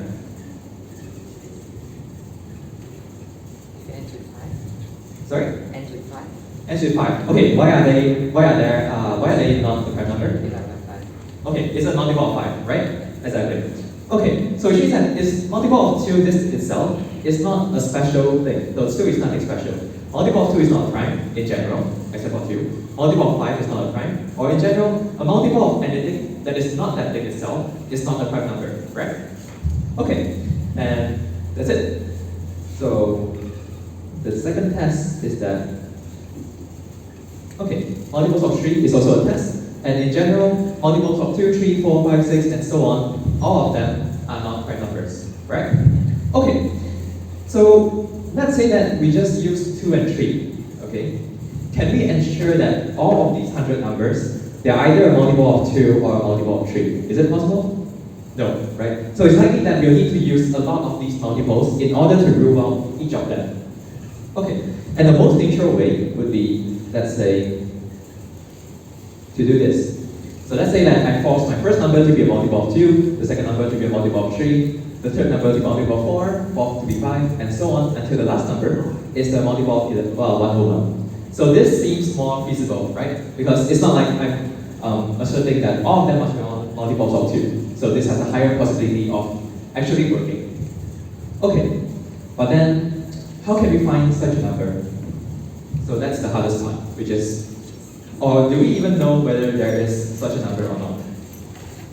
Okay, so first of all, there's one simple example that fits this sequence. So is there any sequence of numbers, a sequence of 100 consecutive numbers, and the first number is a multiple of 2, the second number is a multiple of 3, third is multiple of 4, and so on. Is there a simple example for that? Sorry? Yes, the number itself, exactly. So we could just do 2, 3, 4, 5, and then 1 over 1. Okay, but then this doesn't work, right? Because the multiples rule, we say that multiple is a test. So all even numbers are not a prime, except for itself.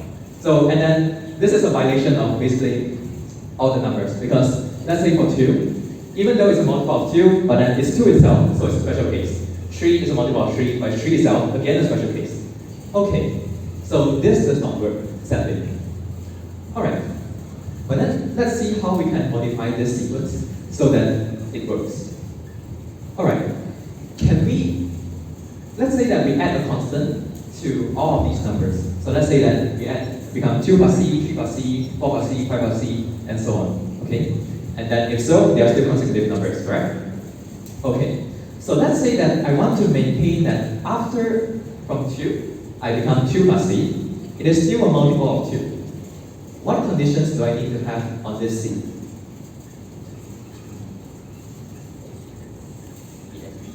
Yeah, it has to be even, right? Okay, so let's say that we add 2 to everyone. So we become 4, 5, 6, 7 until 103. Okay? So we maintain the first part, which is if we take 4, 5, 6, 7, the first number, 4, is still a multiple of 2. Or the second number, 5, is now not a multiple of 3.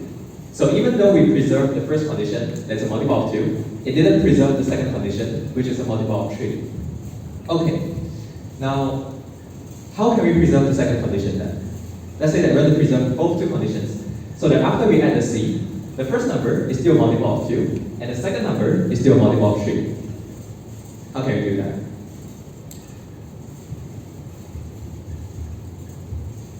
Multiply by 2 and 3. Sorry? First, That's 2 and 3, right? yeah, you can do that.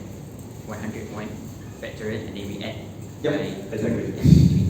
by Okay, so as I said, you can just take 2 and 3. You add it, you multiply it, and then you add that to this entire sequence, and then it's still a multiple of 2 and still a multiple of 3. As you mentioned, you can extend this notion to say that, oh, what if I just, okay, we can just add 101 factorial to all these numbers, so that the first number is still a multiple of 2, the second number is still a multiple of 3, the fourth number is still a multiple of 4, and so on.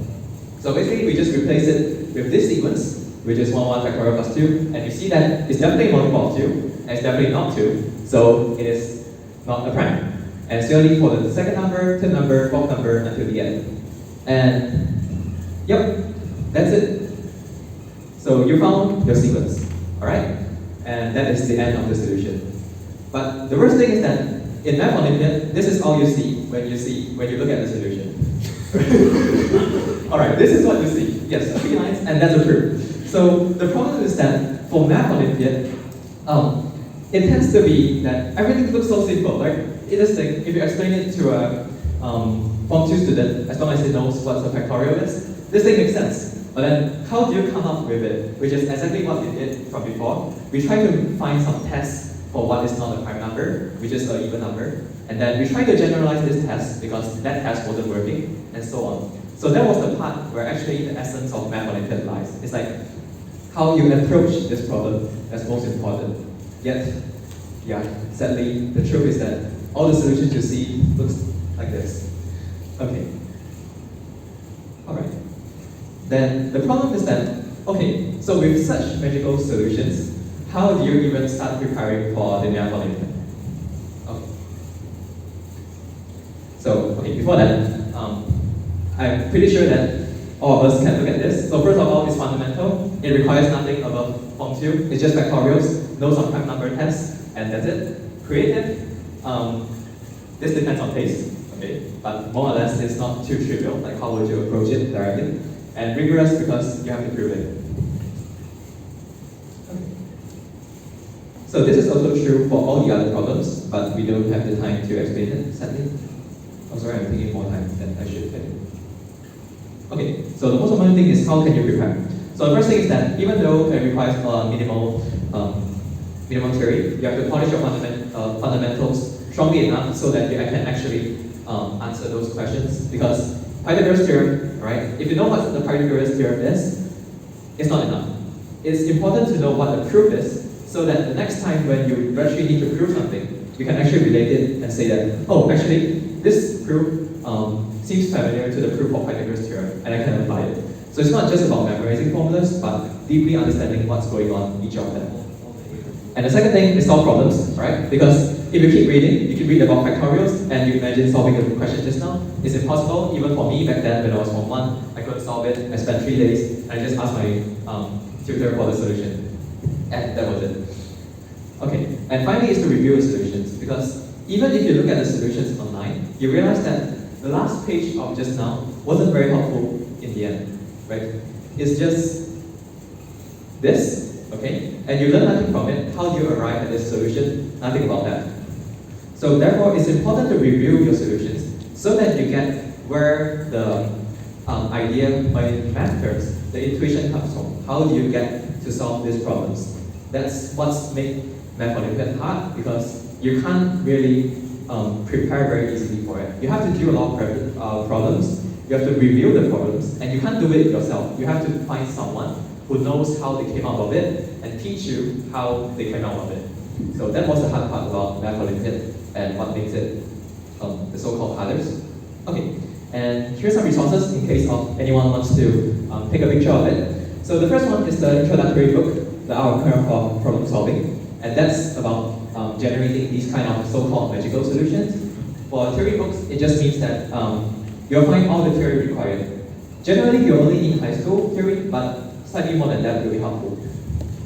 And finally, for the problem solving, this website, https://problemsolving.com, is a great place where you can search for all the problems. In particular, I recommend the AMC and EIM problems for practice at first. Okay, provided that you are interested in it, of course. If not, then please don't. Okay. And finally, Q&A. Short questions. Anything about Math Olympiad in general? Okay, if not, then let's move on because I'm eating too much time. Okay, so advertisement, please join us at MMOS. So this is a server where, because generally we had a very hard time back then when I was a student to find someone to teach us how to solve problems and stuff like that. So in the end, I created, along with my friends, created a server so that we have live solve sessions in there, which means we solve the problems live, like just now what we did with the 100 consecutive ones, so that you can actually have free walkthroughs once a while. And so that's what what's happening in there, and that's the main event. Okay. Alright, or you can just say hi. Okay. Alright, okay, that's it. And also, don't forget the AMISO, which is what I'm representing today. So join us at our website and the Instagram. You can do it now so that you can skip it later on. So yeah, do it right now. And the speakers will skip it later. Okay, or you can just have a quick picture of it. Alright, stay for this for 10 more seconds. 10, 5, 3, 1. Alright. Okay, and finally, links to the AMISO socials. So again, these are all the links.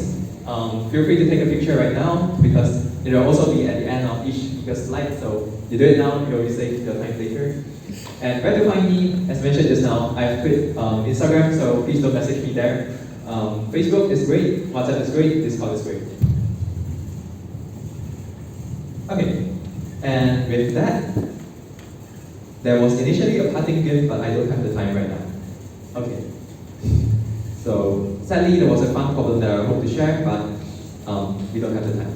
So thank you all for the session, and I hope you have a great journey ahead. Thank you.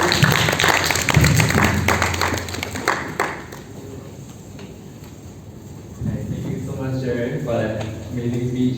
And now I'd like to invite Susan over for the Physics Olympiad. Let's give him a warm round of applause.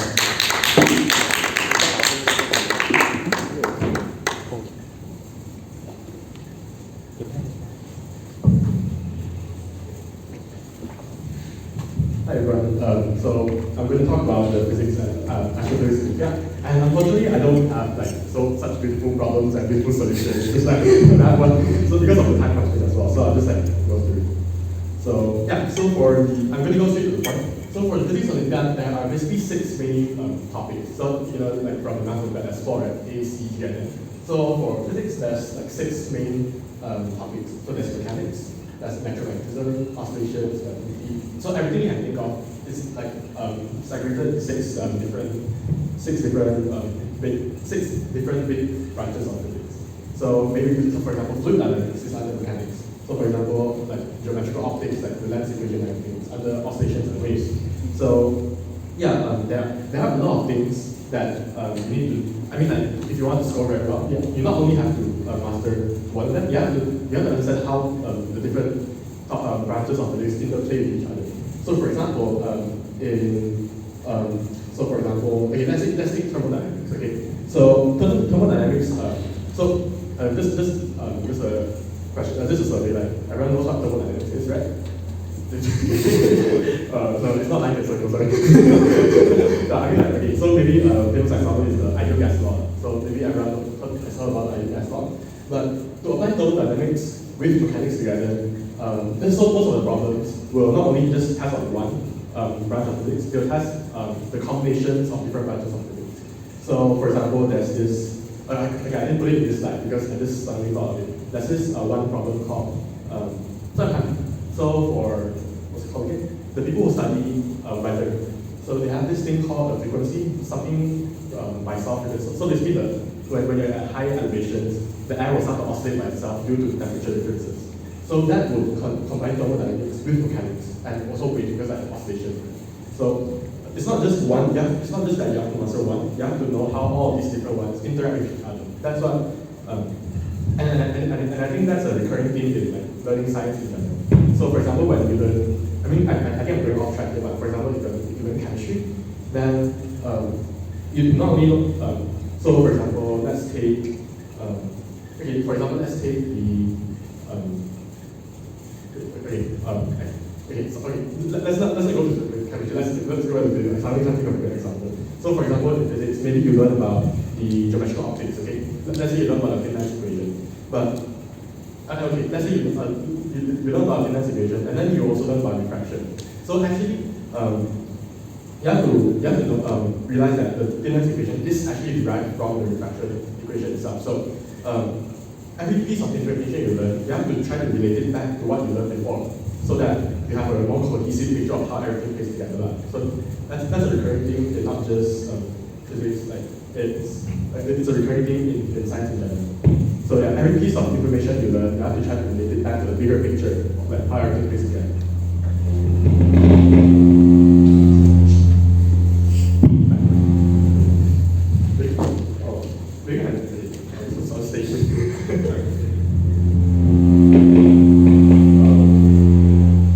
That's very obvious.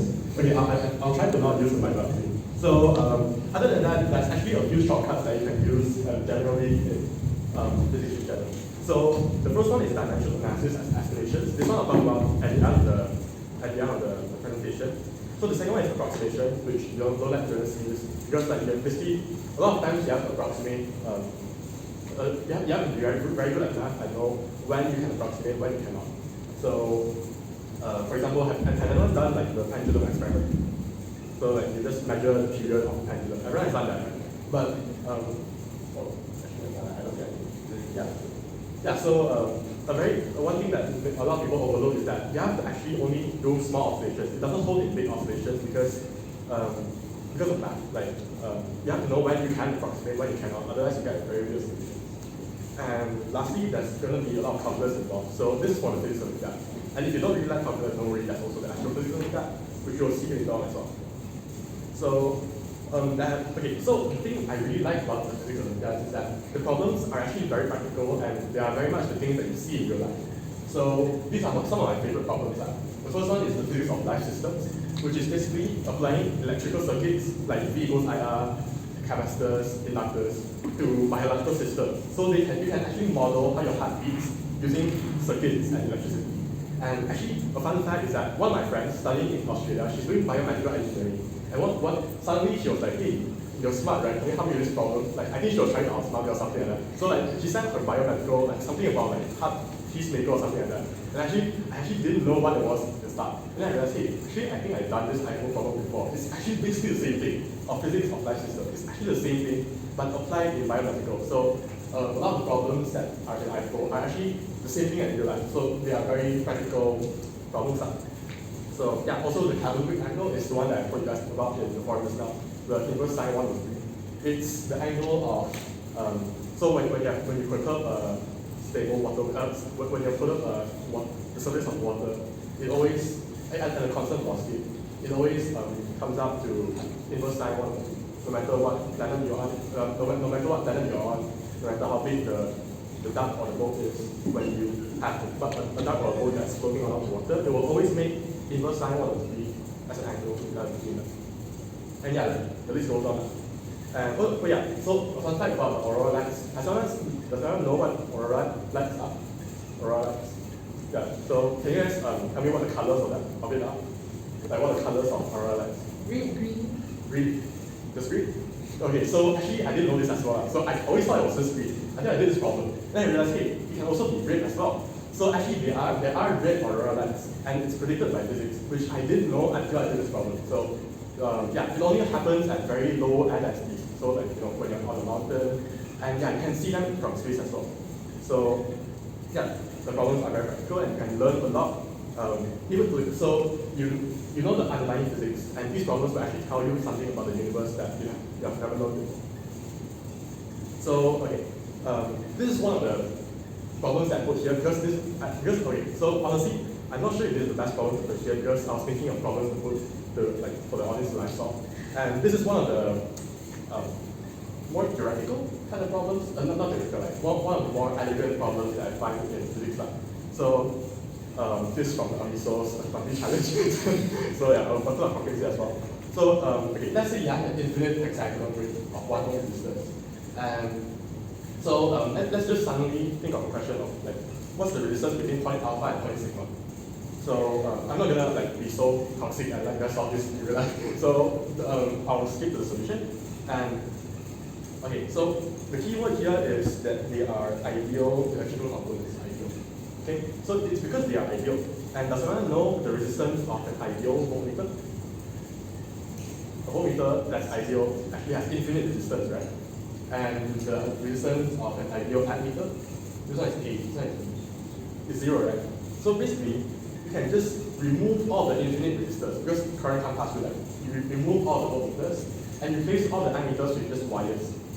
Okay? So from here, you start to see like it's a much more elegant picture of like the whole system. So instead of like voltmeters and ammeters, you start to see like, hey, actually they're just a number of resistors. And at each node, so for example here, it's connected to 3 resistors, and then an infinite grid of like conducting wires. And then at the other end of the conducting wire, there's also this point where it has 3 resistors connected to it. So if you think about it and you draw the diagram, it will look something like this. So there's alpha, and then there's 3 resistors connected to alpha, right? And then there's like a whole mess of random stuff. But the thing is, those random stuff, they actually don't add up as sigma, so we can just ignore them as well. So the current actually just goes like sigma. And yeah, if you just, and then like this is quite popular, right? Like most people know how to calculate the resistance of just a simple resistance, the simple network shape. So that's how you get to over 3. And this is what one of the more elegant problems in physics would look like. It would look something like you've seen before. You have seen voltmeters, you've seen ammeters, you've seen resistors before. So it takes what you know before and you have to find a key aha moment. So you have to find like what actually simplifies the whole thing. So yeah, so this is one of the more elegant problems because okay, so I'll show you guys what a not so elegant problem would look like. So this will be one of the classic problems for iPhone.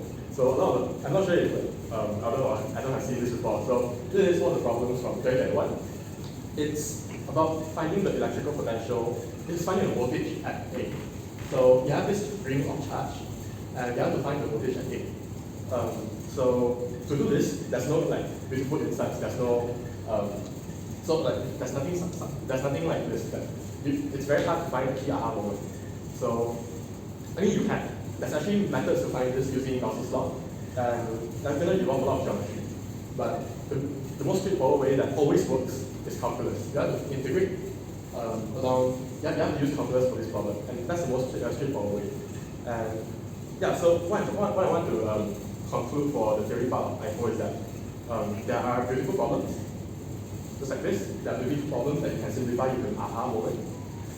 And there are also like these like brute force calculus problems. So yeah, there's many different kinds of problems in physics, but at the end of the day, all of them will teach you something new about the universe and about like the world that we live in. So yeah, that's about iPhone. And don't worry, like the astrophysics one is going to be more interactive. And before we go to the astrophysics one, I'll talk about experiment rounds in iPhone. So okay, honestly, that's nothing much. Okay, actually wait, I do have something. Okay, so this is going to be I didn't know that we only had 15 minutes, so you have to bear with it.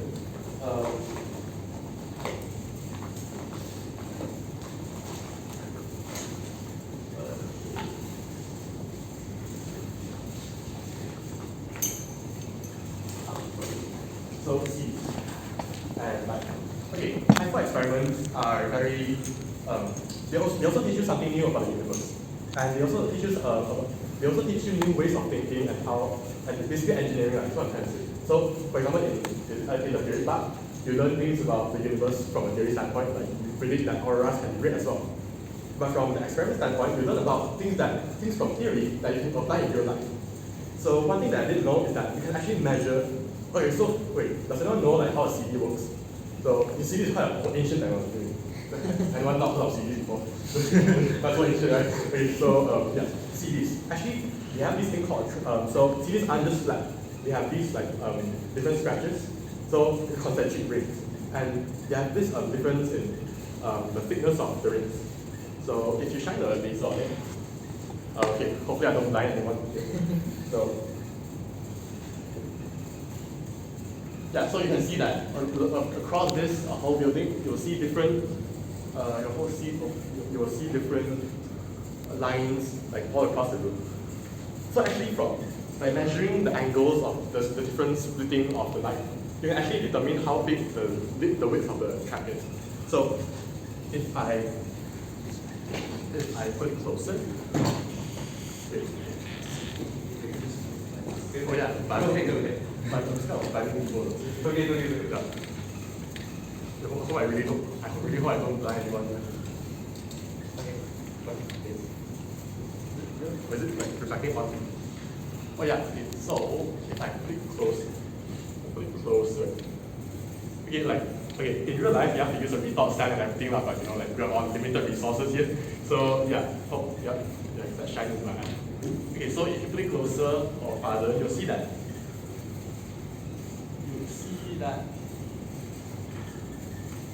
Wait, is it? Okay, never mind. I think for the sake of time, I'll just like show that as a demo. So okay. Anyways, like can I have that platform? Yeah, so anyways, if you play around with parameters, you'll see that the distances to the CD actually matters. And from that, you can actually determine the width, the track width of the CD. So, from a theory standpoint, we know that when light interacts with something on the size of the wavelength, it will diffract, it will have interference, it will do the double slit magic. Double slit around low rest, double slit, just in A levels. So yeah, we know that from a theory standpoint, double slit experiment works. But what this problem taught me is that you can actually apply that same thing to different scenarios. So for example, the CD light. And you can also apply this to a tablet. So you all can borrow a tablet. Yeah. Okay, so this is gonna be never mind. Never mind. Okay, so if your tablet doesn't have the screen protector, your tablet doesn't have screen protector, and you just try to light on it, you actually see like a grid of light as well. And the same reason as this. Because the geometry of this is that there's concentric rings that create that interference pattern. But from a screen, like on your laptop screen, there's like very many pixels, right? So those pixels actually cause the same interference patterns as this, just that it's in a grid shape instead of like concentric rings. So yeah, so I thought experiments actually teach you something new, how to approach the world in a more practical way, I guess. Yeah, and how to tackle the unknown using things that you already know. So like you know interference, and then now you want to measure something that you know. Yeah, okay. So now I want to talk about patience and time and space-time constraints. Okay, so I'll show you a problem from 2023's Japan iPhone. Okay, so this is one of the problems that's this is one of the problems that was on the experiment route. But you don't have to read the whole thing. You just need to know that there's a shit ton of components, there's a shit ton of materials, and this is just problem one. There's actually a problem two, which has a lot more components. Half of this size. We only have half a table of this, and then you have to do two problems that take up a lot of space. So this one takes a lot of space, and this one takes a lot of like precision. Because everything is very small. You see, there's like washers, there's like small washers, there's rubber bands. So everything is very small. They even give you these tweezers. They even give you tweezers like to maneuver everything. So everything is very small for this problem. Then everything is very big for this problem. So you have to like work with the space and time constraints. And yeah, funny thing is that after the experiment round, a lot of the participants said that they just gave up on using the table, they did everything on the floor. So yeah, it's very cramped, the whole exam hall. Yeah, so these are some images from IFO training and in the IFO training. So don't ask what I was doing here, I don't know. This one is a problem with the magnetic properties of water. So if you put a magnet near water, the water is actually repelled by the magnet. So we want to measure how strong the repulsion is. And yeah, this problem from I think 2016 measures that strength of the so just some pictures. Okay, I hope I'm not taking up too much time. And now we're going to go to area.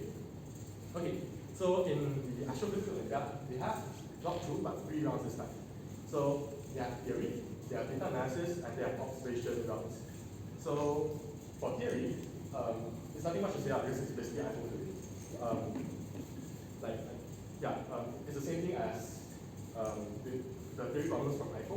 Just that they focus much more on gravity, they focus much more on astrophysics and like how stars form and how not stars form, how like stars interact and all that. So yeah, basically IFO physics. And for data analysis, it's actually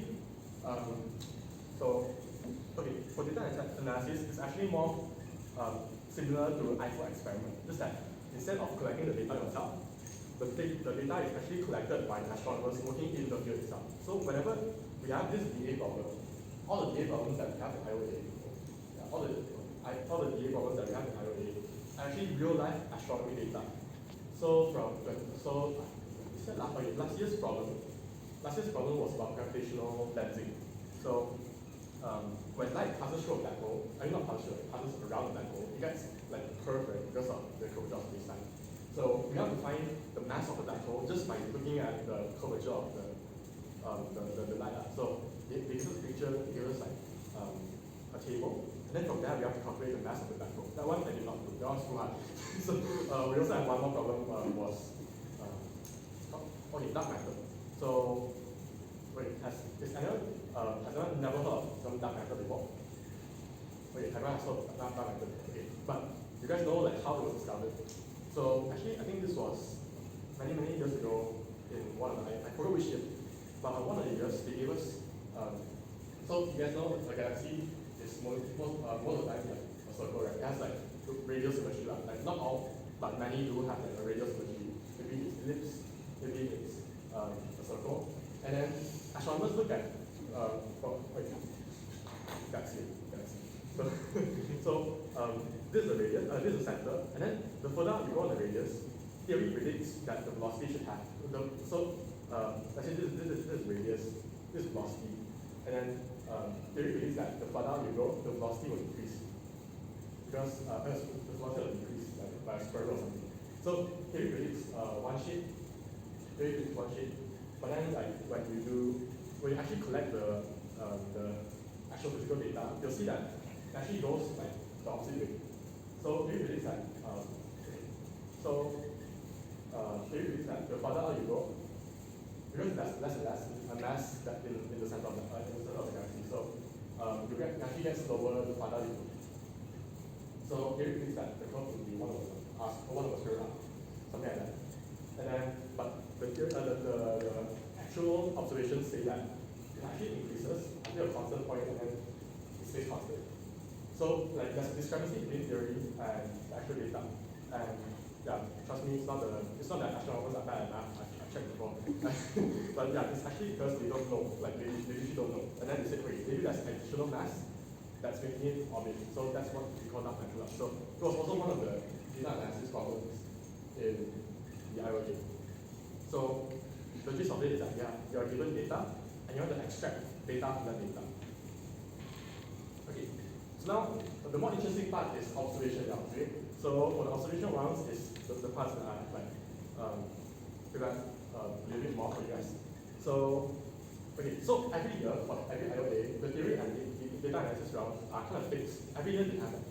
But the observation rounds are kind of like funny, like they are silly and quirky because every year they might be different. So sometimes if the country is rich, they have a planetarium, they will do a planetarium round also. So like that's a fourth round. But if the country is kind of poor and then they don't have a planetarium, and then they will just have an observation round. which will involve telescopes and actual maneuvering of telescopes. So, I'll pass telescopes around. Actually, I'll back this in here. Telescopes. Okay, so while I'm preparing this telescope, I'll tell you guys the history of this telescope. So every year, if you're selected to the camp of IOA, this will be one of the sessions in the physical session camp. So as I said just now, there's an online IOA section. And then if you make it to the planetarium and go around with this physical, they'll give you a telescope that you can optionally do. And so yeah, you guys can pass this around. Yeah, you can try to take a look through the telescope. And I'll explain more of what people do at observations. So yeah, so you have a telescope. You also have a stand, which I'm not going to pass around because it's too big. So yeah, you also have a stand, which is much more fancy than this one. It's much more high class.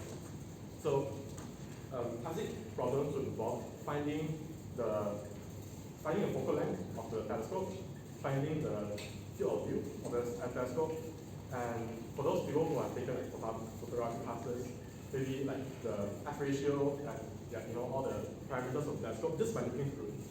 So just by looking through it and doing some maths, you have to find like the properties of the telescope itself. That's the practical observation. And then sometimes the country will just do like a memory competition basically. So a memory competition is basically like you have to memorize. Wait, let's just do this whole thing. Maybe I'll have to put the rest on this one. This one. Okay, so yeah, this one. Okay, so is it clear now? Okay, so for context, this picture was taken by me at the stargazing training camp in the Grace of Villa. Okay, so if you have a telescope, you can point it here to today. Okay, but can you guess what constellation is last? Okay, so does anyone know their own zodiacs? So for example, I'm a Pisces, I'm born in March. So everyone's obvious, Sagittarius. Or no Sagittarius, no Scorpius in the room. You're in December. Okay, so actually this is Scorpio and Sagittarius. Yeah, that's right. Yeah, so this is actually one of the problems that were in the observation round last year in January. So basically you were in the planetarium, you sit down in the planetarium and they show you this on the sky. And not just this is just full constellation. They show you the whole map of the sky and then they circle a few of them. And then they circle a few of them and then they ask you to name these constellations, which is like, you have to memorize all of them by name, by shape, by position. And yeah, don't worry about it, most people do it on the plane anyways. So yeah, you have to know the shapes and the lighting. Okay, so sorry for blinding you guys again. I promise I'm going to finish up soon. Sorry, okay, so other types of problems include problems like this. So you want to estimate the latitude of the observer if this is the sky that you see on the day. So like, it's kind of weird, right? Like if you have never seen this kind of problem before, it's very absurd. I know, right? The drawers like flabbergasted. Okay, but I'll show you guys how you guys solve this kind of problems. Okay, so actually, if you notice here, this is actually a big dipper. You guys see it? This is actually just big dipper, right? There's a big dipper over here. And then the thing from astronomy that you have to know is that the big dipper always points to Polaris, the North Star. Like your Chinese like Beijing. So yeah, the North Star, Polaris. So this is Polaris, okay? Okay, so the funny thing that you have to know from astronomy is that the height of Polaris is always your latitude.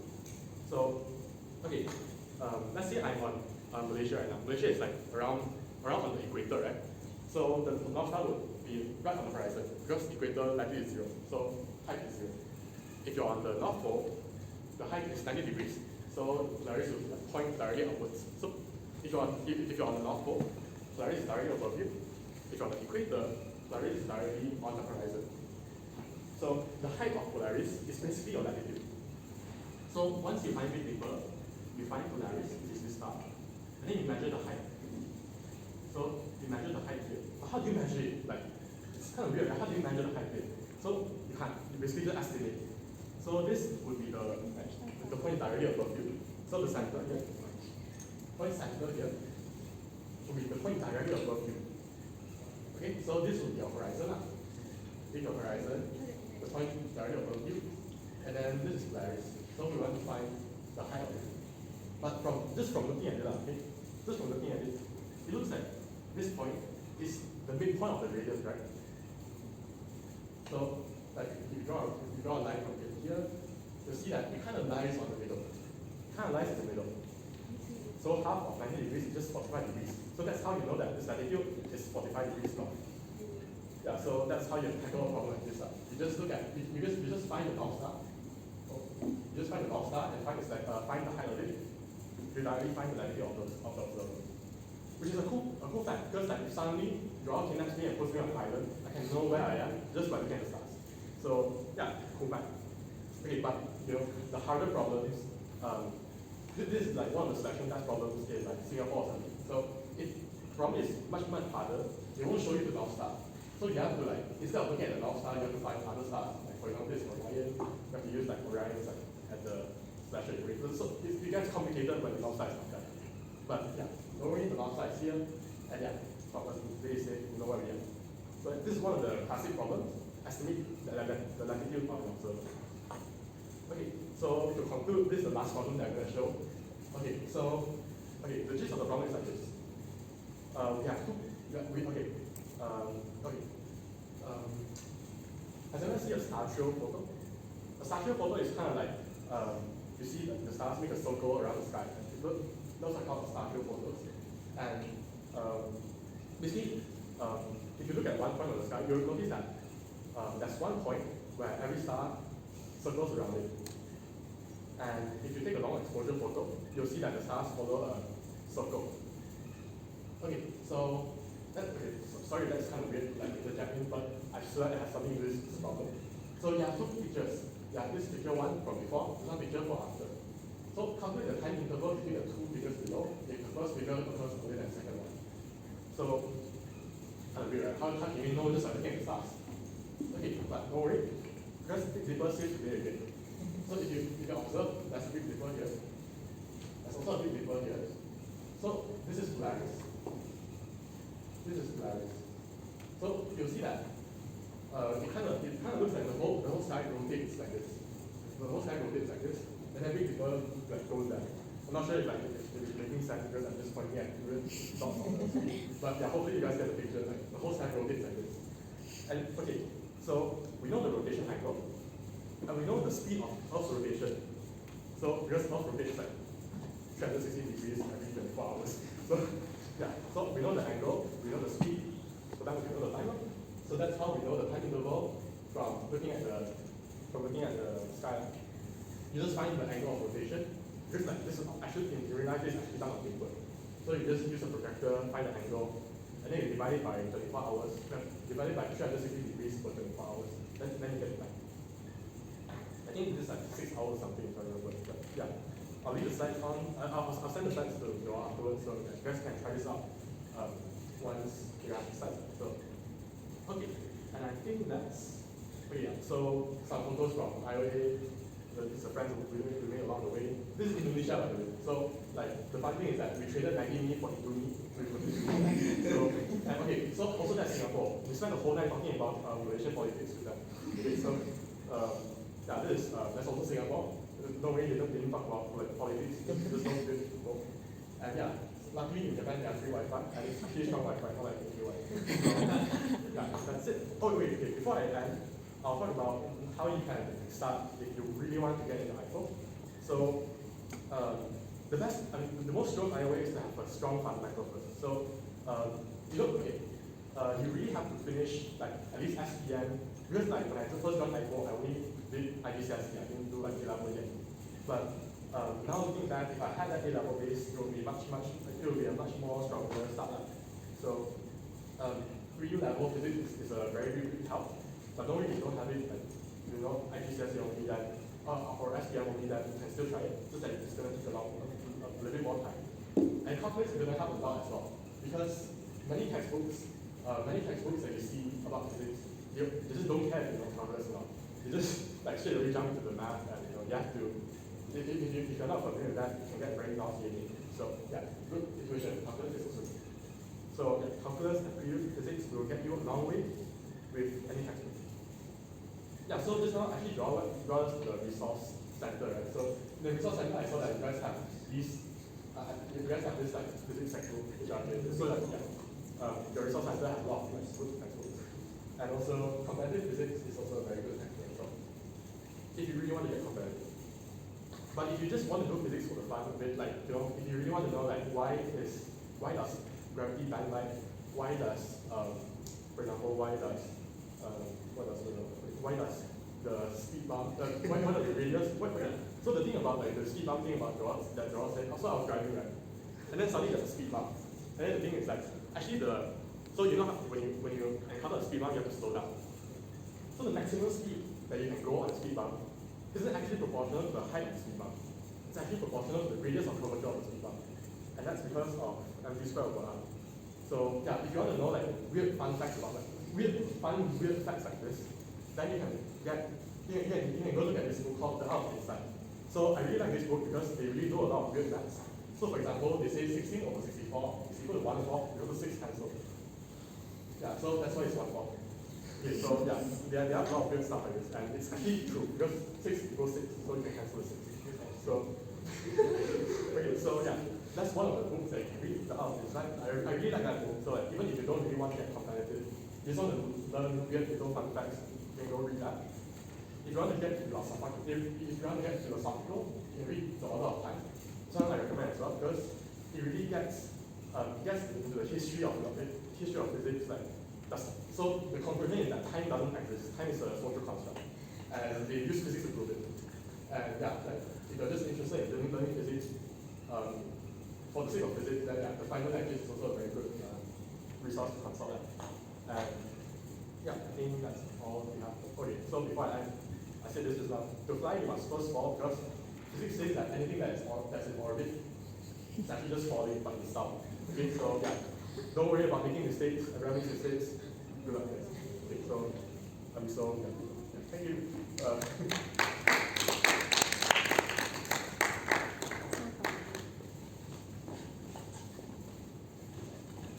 Alright, so thank you so much, Susan. And okay, so next we'll invite Quincy to take the stage for a slide. Let's give her a round of applause.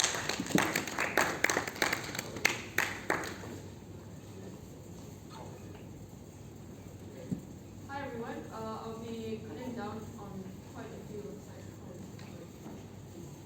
Okay, hi. So I did the Earth Science Olympiad. Welcome everybody.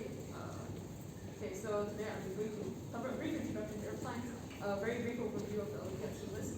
I won't be covering the IESO because that is quite a long section that I made and we are very short on time, and I'm sure that you guys would be more interested in hearing about the multiplication rounds instead before you get to IESO. If you want to know more about that, do feel free to message me. Okay, I'll go through 2 sample questions, very easy, multiple choice, some reading material and tips from me, and a short Q&A if you guys have Q&A.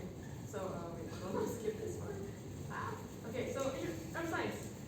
The definition itself is actually quite vague. It just says a branch of science dealing with the physical constitution of the Earth and its atmosphere, which is completely true. Earth science is a very broad discipline and it covers many subjects across, and it covers components of science that also, intersect with other Olympiads as well. So chemistry, physics, and biology as well.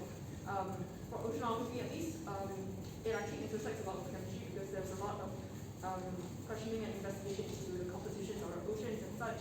For physics, it intersects with our geology and geography investigations because you have to understand plate tectonics and how exactly they interact to create the Earth that we know today.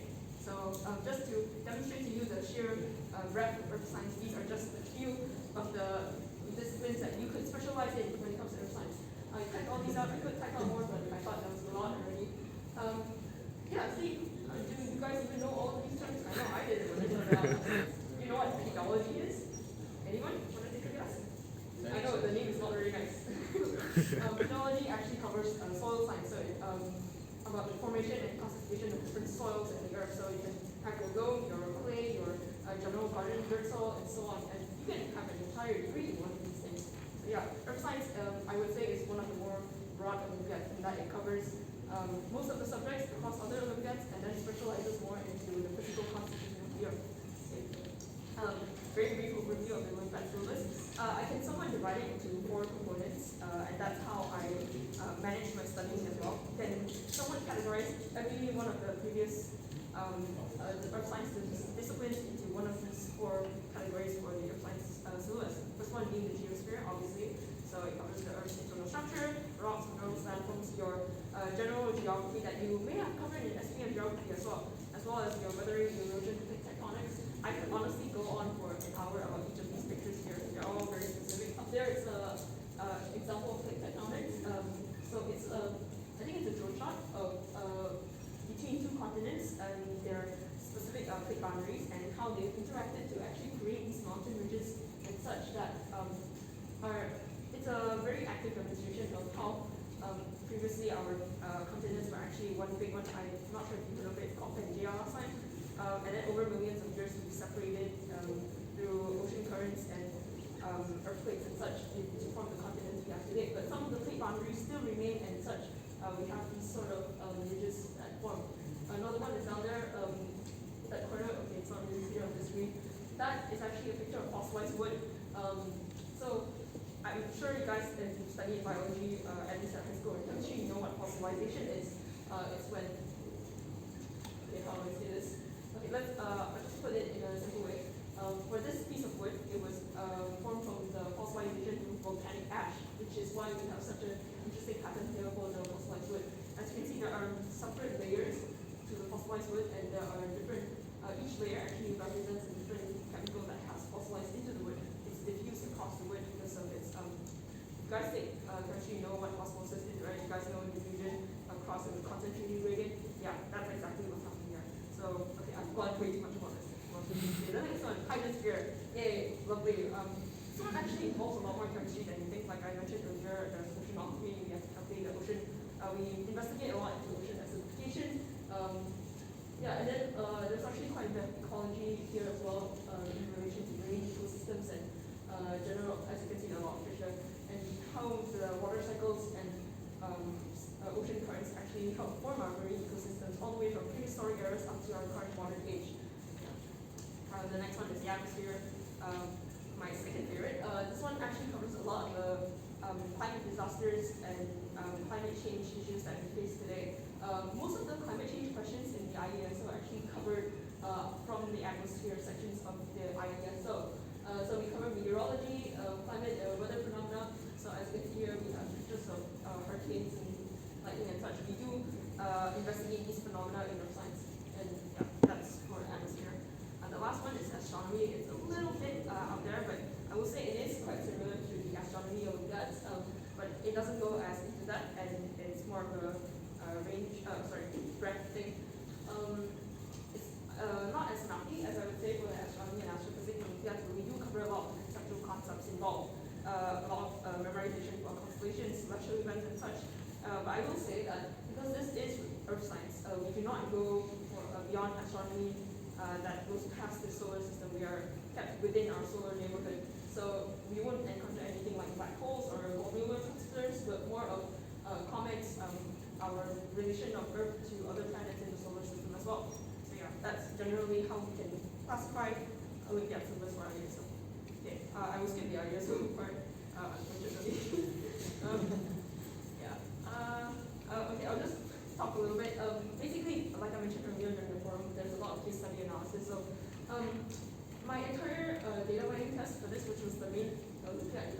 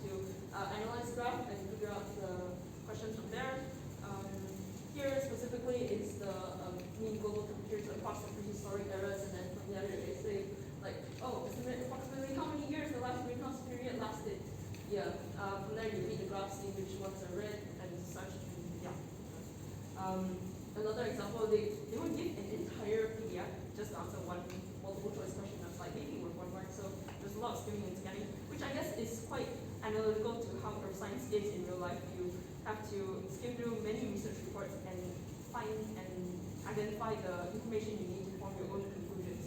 Yeah. So time period. This is an example of a math question. Math is not as prominent as say the IMO or the Astrophysics Olympiad, but we still do have it. Here we're calculating the Tisserand parameter, but they do give us the formula. But it's a little different. It's a little different in that they give us a website to actually analyze the data about this astronaut. I don't have a picture here, but I will send the link later. And basically, you have to identify the astronaut. Sorry, not astronaut, the asteroid. I'm going to say astronaut. Asteroid in the website, and then from there you identify the information you need, submit into the equation, and boom, get your answer. But it does get a little more difficult. Sometimes you have to calculate, say I highlighted the question that ephemeris, or how much the asteroid has moved based on the information from the website you are given. So a lot of data analysis, which is why it's section of the IMISO is called the data mining test. Okay, I'll skip this. Okay, so my ESO, what's going to happen? I'm going to talk about the second qualification round instead of the first one, because the first one, urban explorer competition, I'm going to be honest, it's quite easy. It's 30 multiple choice questions, and you guys are KYUEM students, you are A-level students. The content for the urban explorer competition mainly covers SPM geography and a little bit more. So I think you would be able to, even within this week's time until the 29th of February, I think you would be able to cover enough information and content to be able to at least score a decent mark on the initial Urban Explorer round to make it to the second round. You just have to make it into the top 10%. So I think you should be good, which is why I will cover that. I will cover the my ESO though, because that one requires a bit more preparation. So what's going to happen is online proctored Zoom call. Proctored, it means you use a specific software that actually monitors your browser activity, so you won't be able to leave the browser to like look up answers, right? It's quite isolated, I would say, and you're online and monitored through Zoom call as well. So yeah, don't try anything. It's basically what I'm saying. Okay, questions. There will be a separate sections for one for MCQ and short response. So basically, what you saw earlier, MCQs, and then they would also ask questions like maybe find out the azimuth and the something. Okay, I can't remember exactly for astronomy, and then you would have to calculate based on the information they give you, and then answer the short response. But they will not give you entire PDFs or PDFs or links or websites to go to find your information. My ESO is going to be based purely on your own understanding and knowledge of Earth science. There will be an essay question section. This one, there's no word limit, but they will give you around 5 questions, and they could be something like, explain how the nebular hypothesis for astronomy has been integrated into our current understanding of the solar system. So from there you would say, explain the nebular hypothesis, what it is, explain our current modern understanding of the formation of the solar system, and how they integrate into each other to give us the current, say, structure of the solar system we use today. Yeah, so that would be an example of an essay question. My advice for this is to be able to express yourself well in essay form, and also have a good understanding of your own Earth science principles. Yeah. But next, top 10 you get to attend the national camp. National camp, like I mentioned earlier, is just lectures, assignments, and make sure you perform well and make sure you have good teamwork skills. You should be fine. Yeah. I personally didn't go to the national camp because in my year of qualifying, we did not have a national camp. Immediately after my ESO, we immediately chose the top 4 and went straight to the international round. So if you want to know more about the national camp, you should join our Discord server because the current IESO alumni are actually there, and you might be able to chat with them. Yeah, just send them a ping, I think. Not sure. Okay. So reading materials, books. This is my favorite book ever. Okay, not ever, but yeah, one of my favorite books related to Earth science. Even if you're not really interested in Earth science and you just want a chill picture of how Earth science works and generally the Earth systems, processes, and how they strike a balance with our ecosystems and environment we have today, this is a perfect book for you. It also has a lot of pictures. Yeah. This one is a more high school science textbook written sort of way. The previous one was more of a narrative storyline kind of way, I would say. This one is more straight to the point and about Earth science.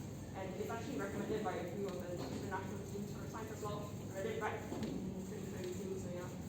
This one was actually recommended by the Malaysian Earth Science Association, Fundamental Astronomy. Not sure if my fellow astronomy will have read it. Have you yet? Yes, yes. I love this book because it's very straightforward to the point, especially the math. They don't beat around the bush. They just tell you what you need to do straight away. Yeah. I think I'm going to skip these, but basically these, I guess I would say it's the same as the previous book I mentioned, the Earth Portrait of the Planet, but they dive a bit deeper into specific aspects of Earth science, so geology, mineralogy, and geosystems. This book for geology I specifically recommend because they have very nice illustrations and pictures of the rocks and minerals that you would have to identify in Earth science. And identification is a really big part of the MyESO and Earth Explorer competition, I would say. So definitely keep that in mind. Okay, websites. First one, the US Geological Survey. This one has a lot of news. I would say for IESO and MyESO as well, there's a lot of IRL, sorry, did I just say IRL in real life? Okay, in real life applications to Earth science. So maybe they will give you a scenario where you're a policymaker, and then they will ask you how would you best combat the issue of landslides as a result of soil erosion, right?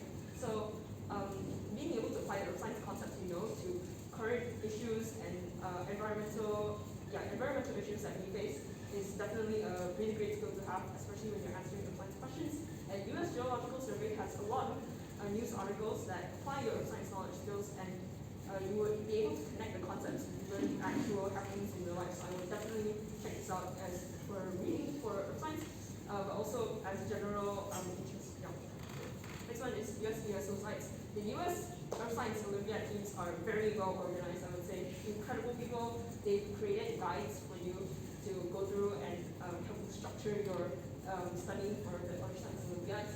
And they've also created like specific handbooks for specific topics in Earth science as well. So like there's a handbook for meteorology, geology, mineralogy, and so on.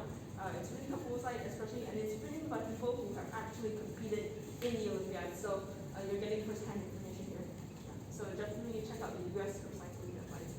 Next one is the Law School Global Weather Map. I don't know if I can open these. I think I might open these later if I have a chance. But yeah, basically this one is a weather map that actually simulates the wind currents, the wave currents, and what else? I think a lot of the global warming information that you have on the simulation map. It's really hard to explain. Sorry, let me just open this. I'll just go to the next one. Next one is geology.com. Like I mentioned earlier, you would have to memorize and identify a lot of rocks and minerals. This website right here has so many pictures of rocks and minerals. You would, I spent so much time there just looking at pictures of rocks and just making sure I memorize them and how they look, because in my ESO and the actual IESO itself, there are actual sections where they do a gallery of pictures of rocks, and then you can match the names of them and then their chemical composition as well. So yeah, geology.com has somewhat of a Wikipedia page for rocks, I would say. So they actually have one page for nearly every single kind of rock and mineral, and they would have information about those as well. So you could go there and try to familiarize yourself with each rock and mineral. I use this a lot just in nervous. Okay, I think it. Wow. Turn off. Yeah. Thank you.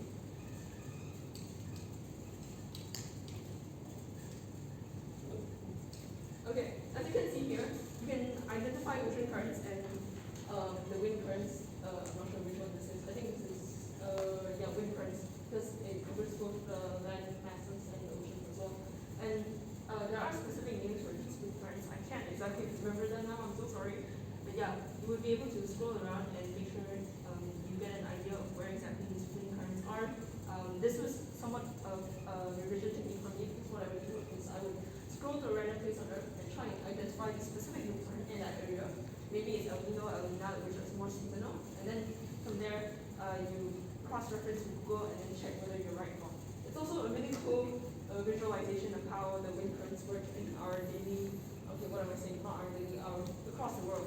Yeah. Okay, back to. Okay. Should I keep going? Keep going.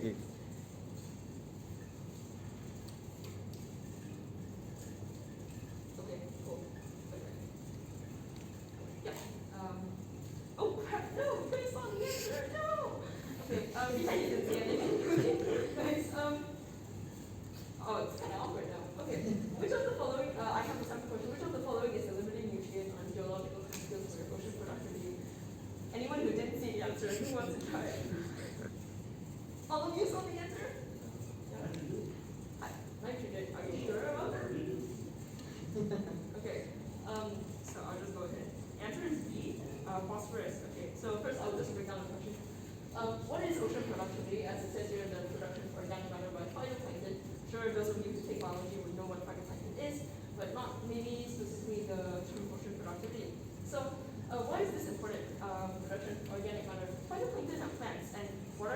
foundations of marine ecosystems. They are the base of food webs. They are the producers. And the production of organic matter in this case refers to the proliferation of phytoplankton in the ocean. So the greater the amount of phytoplankton, of course, there's more food available for, say, beings higher up the food chain to reproduce, to continue and proliferate as well. Not explaining this particularly well. But yeah, so ocean productivity in this case would refer to, say, how big the ocean is, because it means that the phytoplankton, the people at the bottom of the food chain, would have enough resources to continue on their merry way.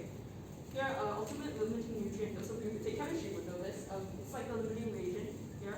So it's the nutrient that is present in the least quantity in the ecosystem. So phytoplankton being plants need a bunch of different minerals to get going, right? You need nitrogen for nitrates, phosphorus for phosphates, silicates for silicates, iron for, iron, right?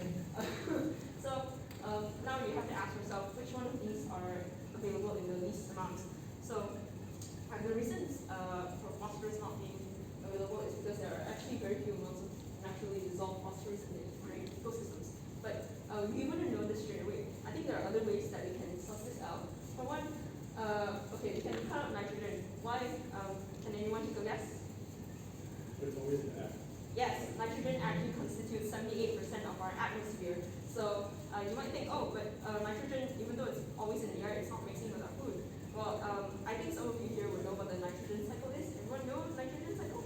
Yeah, so there are actually nitrogen-fixing bacteria in oceans as well. And the nitrogen-fixing bacteria would take nitrogen from the air when they are at the surface of the ocean and convert it into nitrates and release it as part of their biological processes. And from there, the ocean would have enough nitrates for the phytoplankton to continue on their merry way. So that's why nitrogen is not an answer here, it's not a limiting nutrient. Silicates, on the other hand, you might think, why would silicates be in the ocean? Well, silicates are actually quite a common compound in the ocean because they're, as a result of weathering composition of rocks in upstream rivers and lakes, silicates actually run down, there's actually runoff of many silicates into the oceans, so they would be available there. Iron, on the other hand, fish have blood has iron. Wow. Yeah. Besides that, iron is also available in the ocean through atmospheric dust deposition. It's when, okay, I'm not sure how to explain this very quickly to you guys. Atmosphere, lots of things happening, volcanoes, woo. And because of that, dust in ocean. Wow. Yeah, I could explain this in a more scientific way, but it's easier if I get it across to you like this. Iron is also a lot, like silicates is in a lot of runoff from rivers and lakes into the ocean as a result of weathering of rocks. Yeah, and that's why phosphorus is the answer here that we've sussed out. Yeah. So one more question like this, that's just MCQ has actually a lot of theory behind it and how you can, there's a lot of information you can use to eliminate other answers to find the correct one, which is B here. Also, no one naturally produces phosphorus. Unfortunately, you guys find one though. Okay. Next one, geology. So which of the following is not associated with glaciers? Anyone want to take a guess? Do you even know these terms? No. Okay, it's cool, it's cool. Alright, the answer is D. Okay, I should explain what a glacier first is. I know you guys think, oh, glacier is like an iceberg. It is not the same as an iceberg.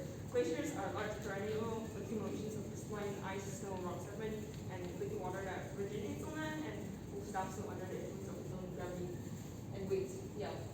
Basically, what it says on the cover, lots of ice, snow, rock, sediment, and then move together, freeze, move down. Usually, that's the thing. Yeah. I don't know if you guys have seen Ice Age, you know, the squirrel. Yeah, there's a scene where there are two glaciers that were moving, it was actually more like one glacier.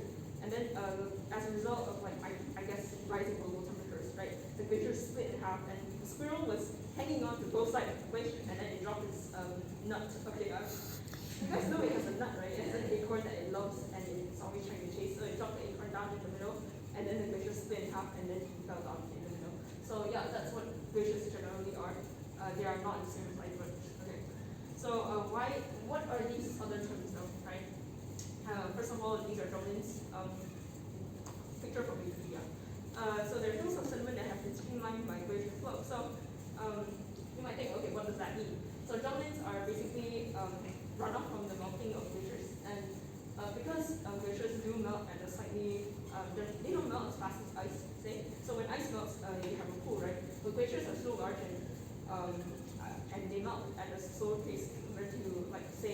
ice in your drink, right?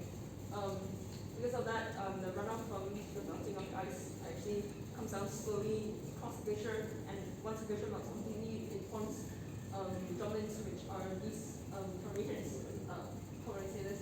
Because you might think, oh, this doesn't look like ice or water. It's because glaciers are also made up of sediment. So we end up getting formations like these, which are droplets.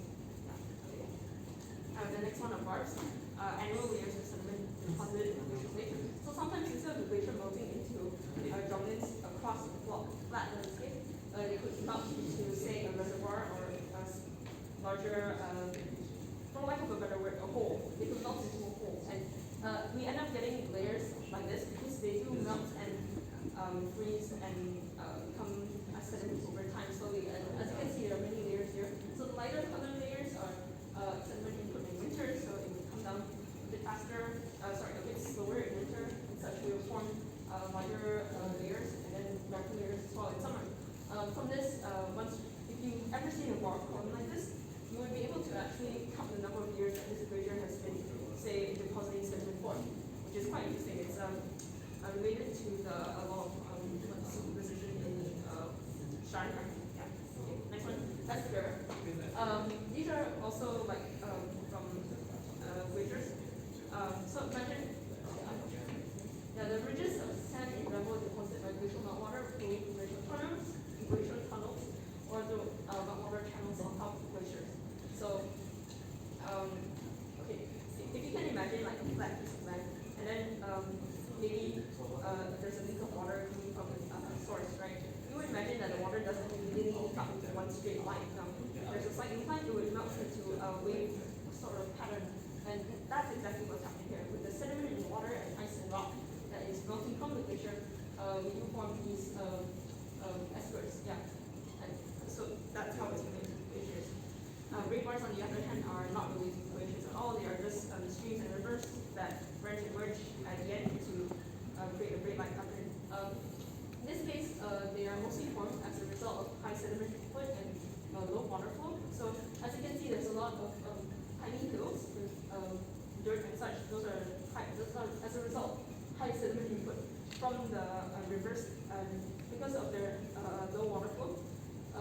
Can you imagine how to say a hose that is releasing a lot of dirt and rock, but also a very low amount of water with it? Yeah, that's in general a very simplified idea of how a braid bar will form. And we call it braid bars because they somewhat look like braided hair. I don't see it, but yeah, that's basically how it works. And I guess this is a great demonstration of how in earth science there's a lot that can't really say exactly study a concept for.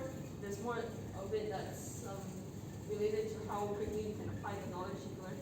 A lot of memorization, I would say, for this specific Olympiad. Yeah, that's it for my sample questions. I only had two because I was trying to find ones that were more easy and simple to explain. So yeah. Okay. Tips from me. Number one, read everything.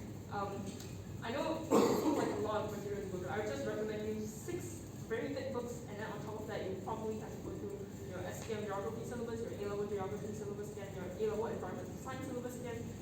So I know it seems like a lot, but what I can tell you is reading everything would definitely help you. There's no reason to skip out on anything. Sometimes information in the Earth Science Olympiad can be tested on something that's really niche and maybe only found in one book. I know that happened to me, and I suffered for a grade because I didn't revise everything. So I would say try and cover as many bases as you can. Like I said earlier, Earth Science is one of the most broad disciplines, broad Olympiads you can compete in. So I would recommend trying to do the same for yourself and try to expand your knowledge across as many bases as possible.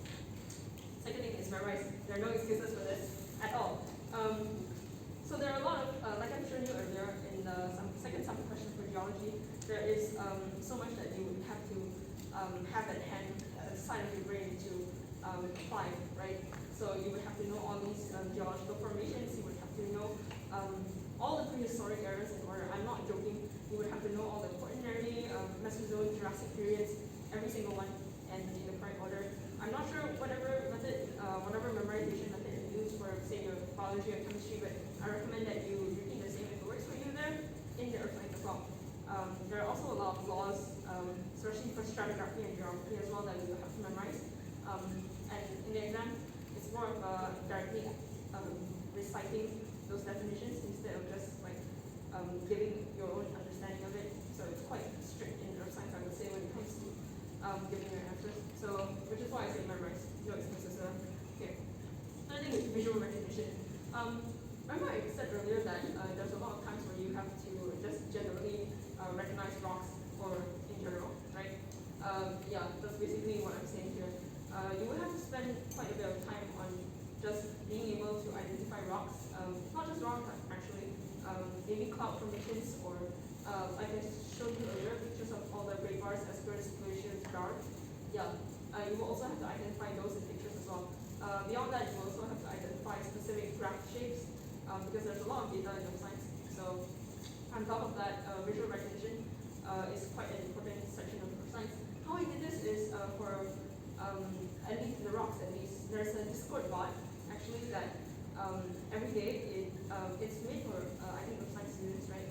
Every day it would release a picture of a rock, and then people who are like you can reply to the rock with the name of the rock and try and make a guess on what it is, and then you can keep going until you get it correct, and then the bot will tell you. Yeah, I think it was implemented in our AMISO Discord server as well. I'm not sure why it's not working anymore, but yeah, basically to prepare for IESO, I also played with this bot like every single day. Yeah, it was kind of obsessive.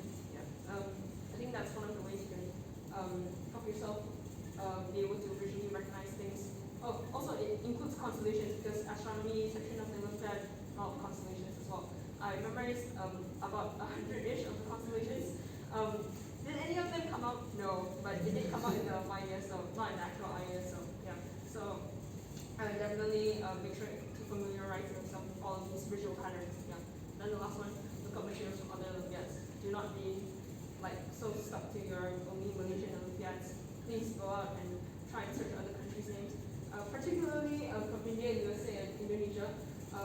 They have particularly great resources. India actually archives every single one of their past year papers since 2008 on their website. So I did a lot of past year papers from them. Yeah, and I guess those are my tips. Thank you, everyone. Q&A, anyone? What's your favorite rock? My favorite rock? Boulder White. It's a very nice color and very difficult composition. Green what? I promise this won't take that long, as I have not prepared much. But yeah, let's start. So I have represented Malaysia in the Astronomy Olympiad, International Astronomy Olympiad in 2022 and 2023. So like, you may be wondering, why are there two Astronomy Olympiads? Why the IAO and IOAA? Like, initially back in the early 2000s, there was just one Astronomy Olympiad, the IAO. Then they split off due to political reasons. So before this, back in 2019, the number of countries who participated in the IAO peaked off like 20-something countries. But now, like last year, there were just like 9 or 12 countries left. So it's getting like the number of countries participating is going down. So like you might as well try to participate in the IOAA. I don't know if there's going to be an IAO next year because of the numbers of countries we're joining. So nevertheless, there's the Galaxy Explorer competition, which, as Quincy has said, registered before 28th of January. The competition is up in early February, right? Yeah. Then after the top 10 person of participants in the Galaxy Explorer competition would go on to the MyAO training camp. Then from there, that would be face to face. Last year it was in Penang. Then from that, final round first. Final round. From the final round, it's online. They will ask like, it's questions like IAO. The format is the same, but it's like way easier. And then from that, they will take the top 20% from that test to go to the national training camp in Penang and select 6 people from the training camp. Then we will have online camps from July through November, and the IAO will take place between roughly in October or November each year. So last year it was hosted by China, by the Beijing Metro in China. So this is like the age rubric. So I think if you're 18, you can still participate next year in the Gamma category. So that for each country, they can send 3 Alpha students, 2 Beta students, and 1 Gamma student. And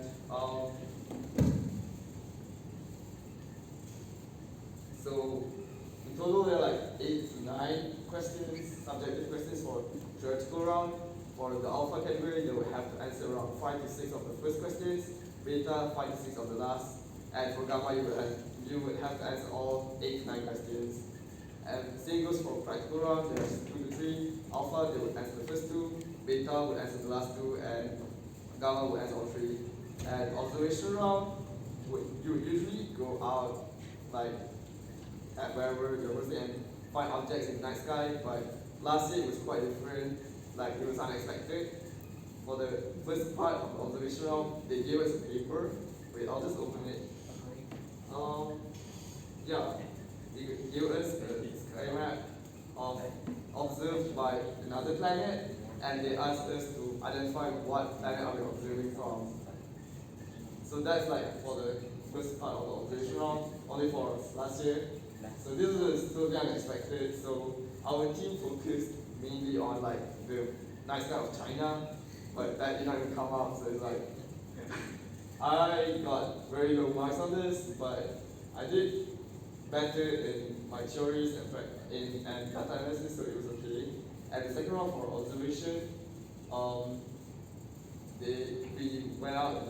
They want to test our skills in using telescopes, so they placed 4 smartphones like extremely far away, and they put some text for like messy objects, other astronomical objects, and they told us to recognize those objects and write it down in under 10 minutes, 15 minutes in the cold, freezing weather of Beijing, China. So it was extremely hard. Yeah. So that's for observation. For theory, so this is a question that's like astronomy, but not that astronomy. So they give us a picture of sunset at Colombo, and so they want us to find the time at which the picture was taken. So this is the picture. Yeah, that's it. So yeah, when I was doing this question 2 years prior, when I first started to do astronomy test, I was like totally blank. Like I spent 2 days trying to figure this out and I failed. I just looked at the solution, and it's like astronomy is a pretty broad subject. It's like if Earth science has astronomy, astronomy also has Earth science kind of. So this is the solution. So we have to take into account a lot of factors, around 16 total. So first, we have to take into account like the time zone difference. So we know roughly that what sunset occurs at 6 p.m. worldwide, right? So we have to like take the difference from the longitude line so that's like the biggest difference in time from 6 p.m. Then we have to correct for the equation of time, which is due to the tilt of the Earth. And there's like so much more. Yeah, this is one of the theory questions. It's 2018 Sri Lanka. So one of the yeah, we've gone through that.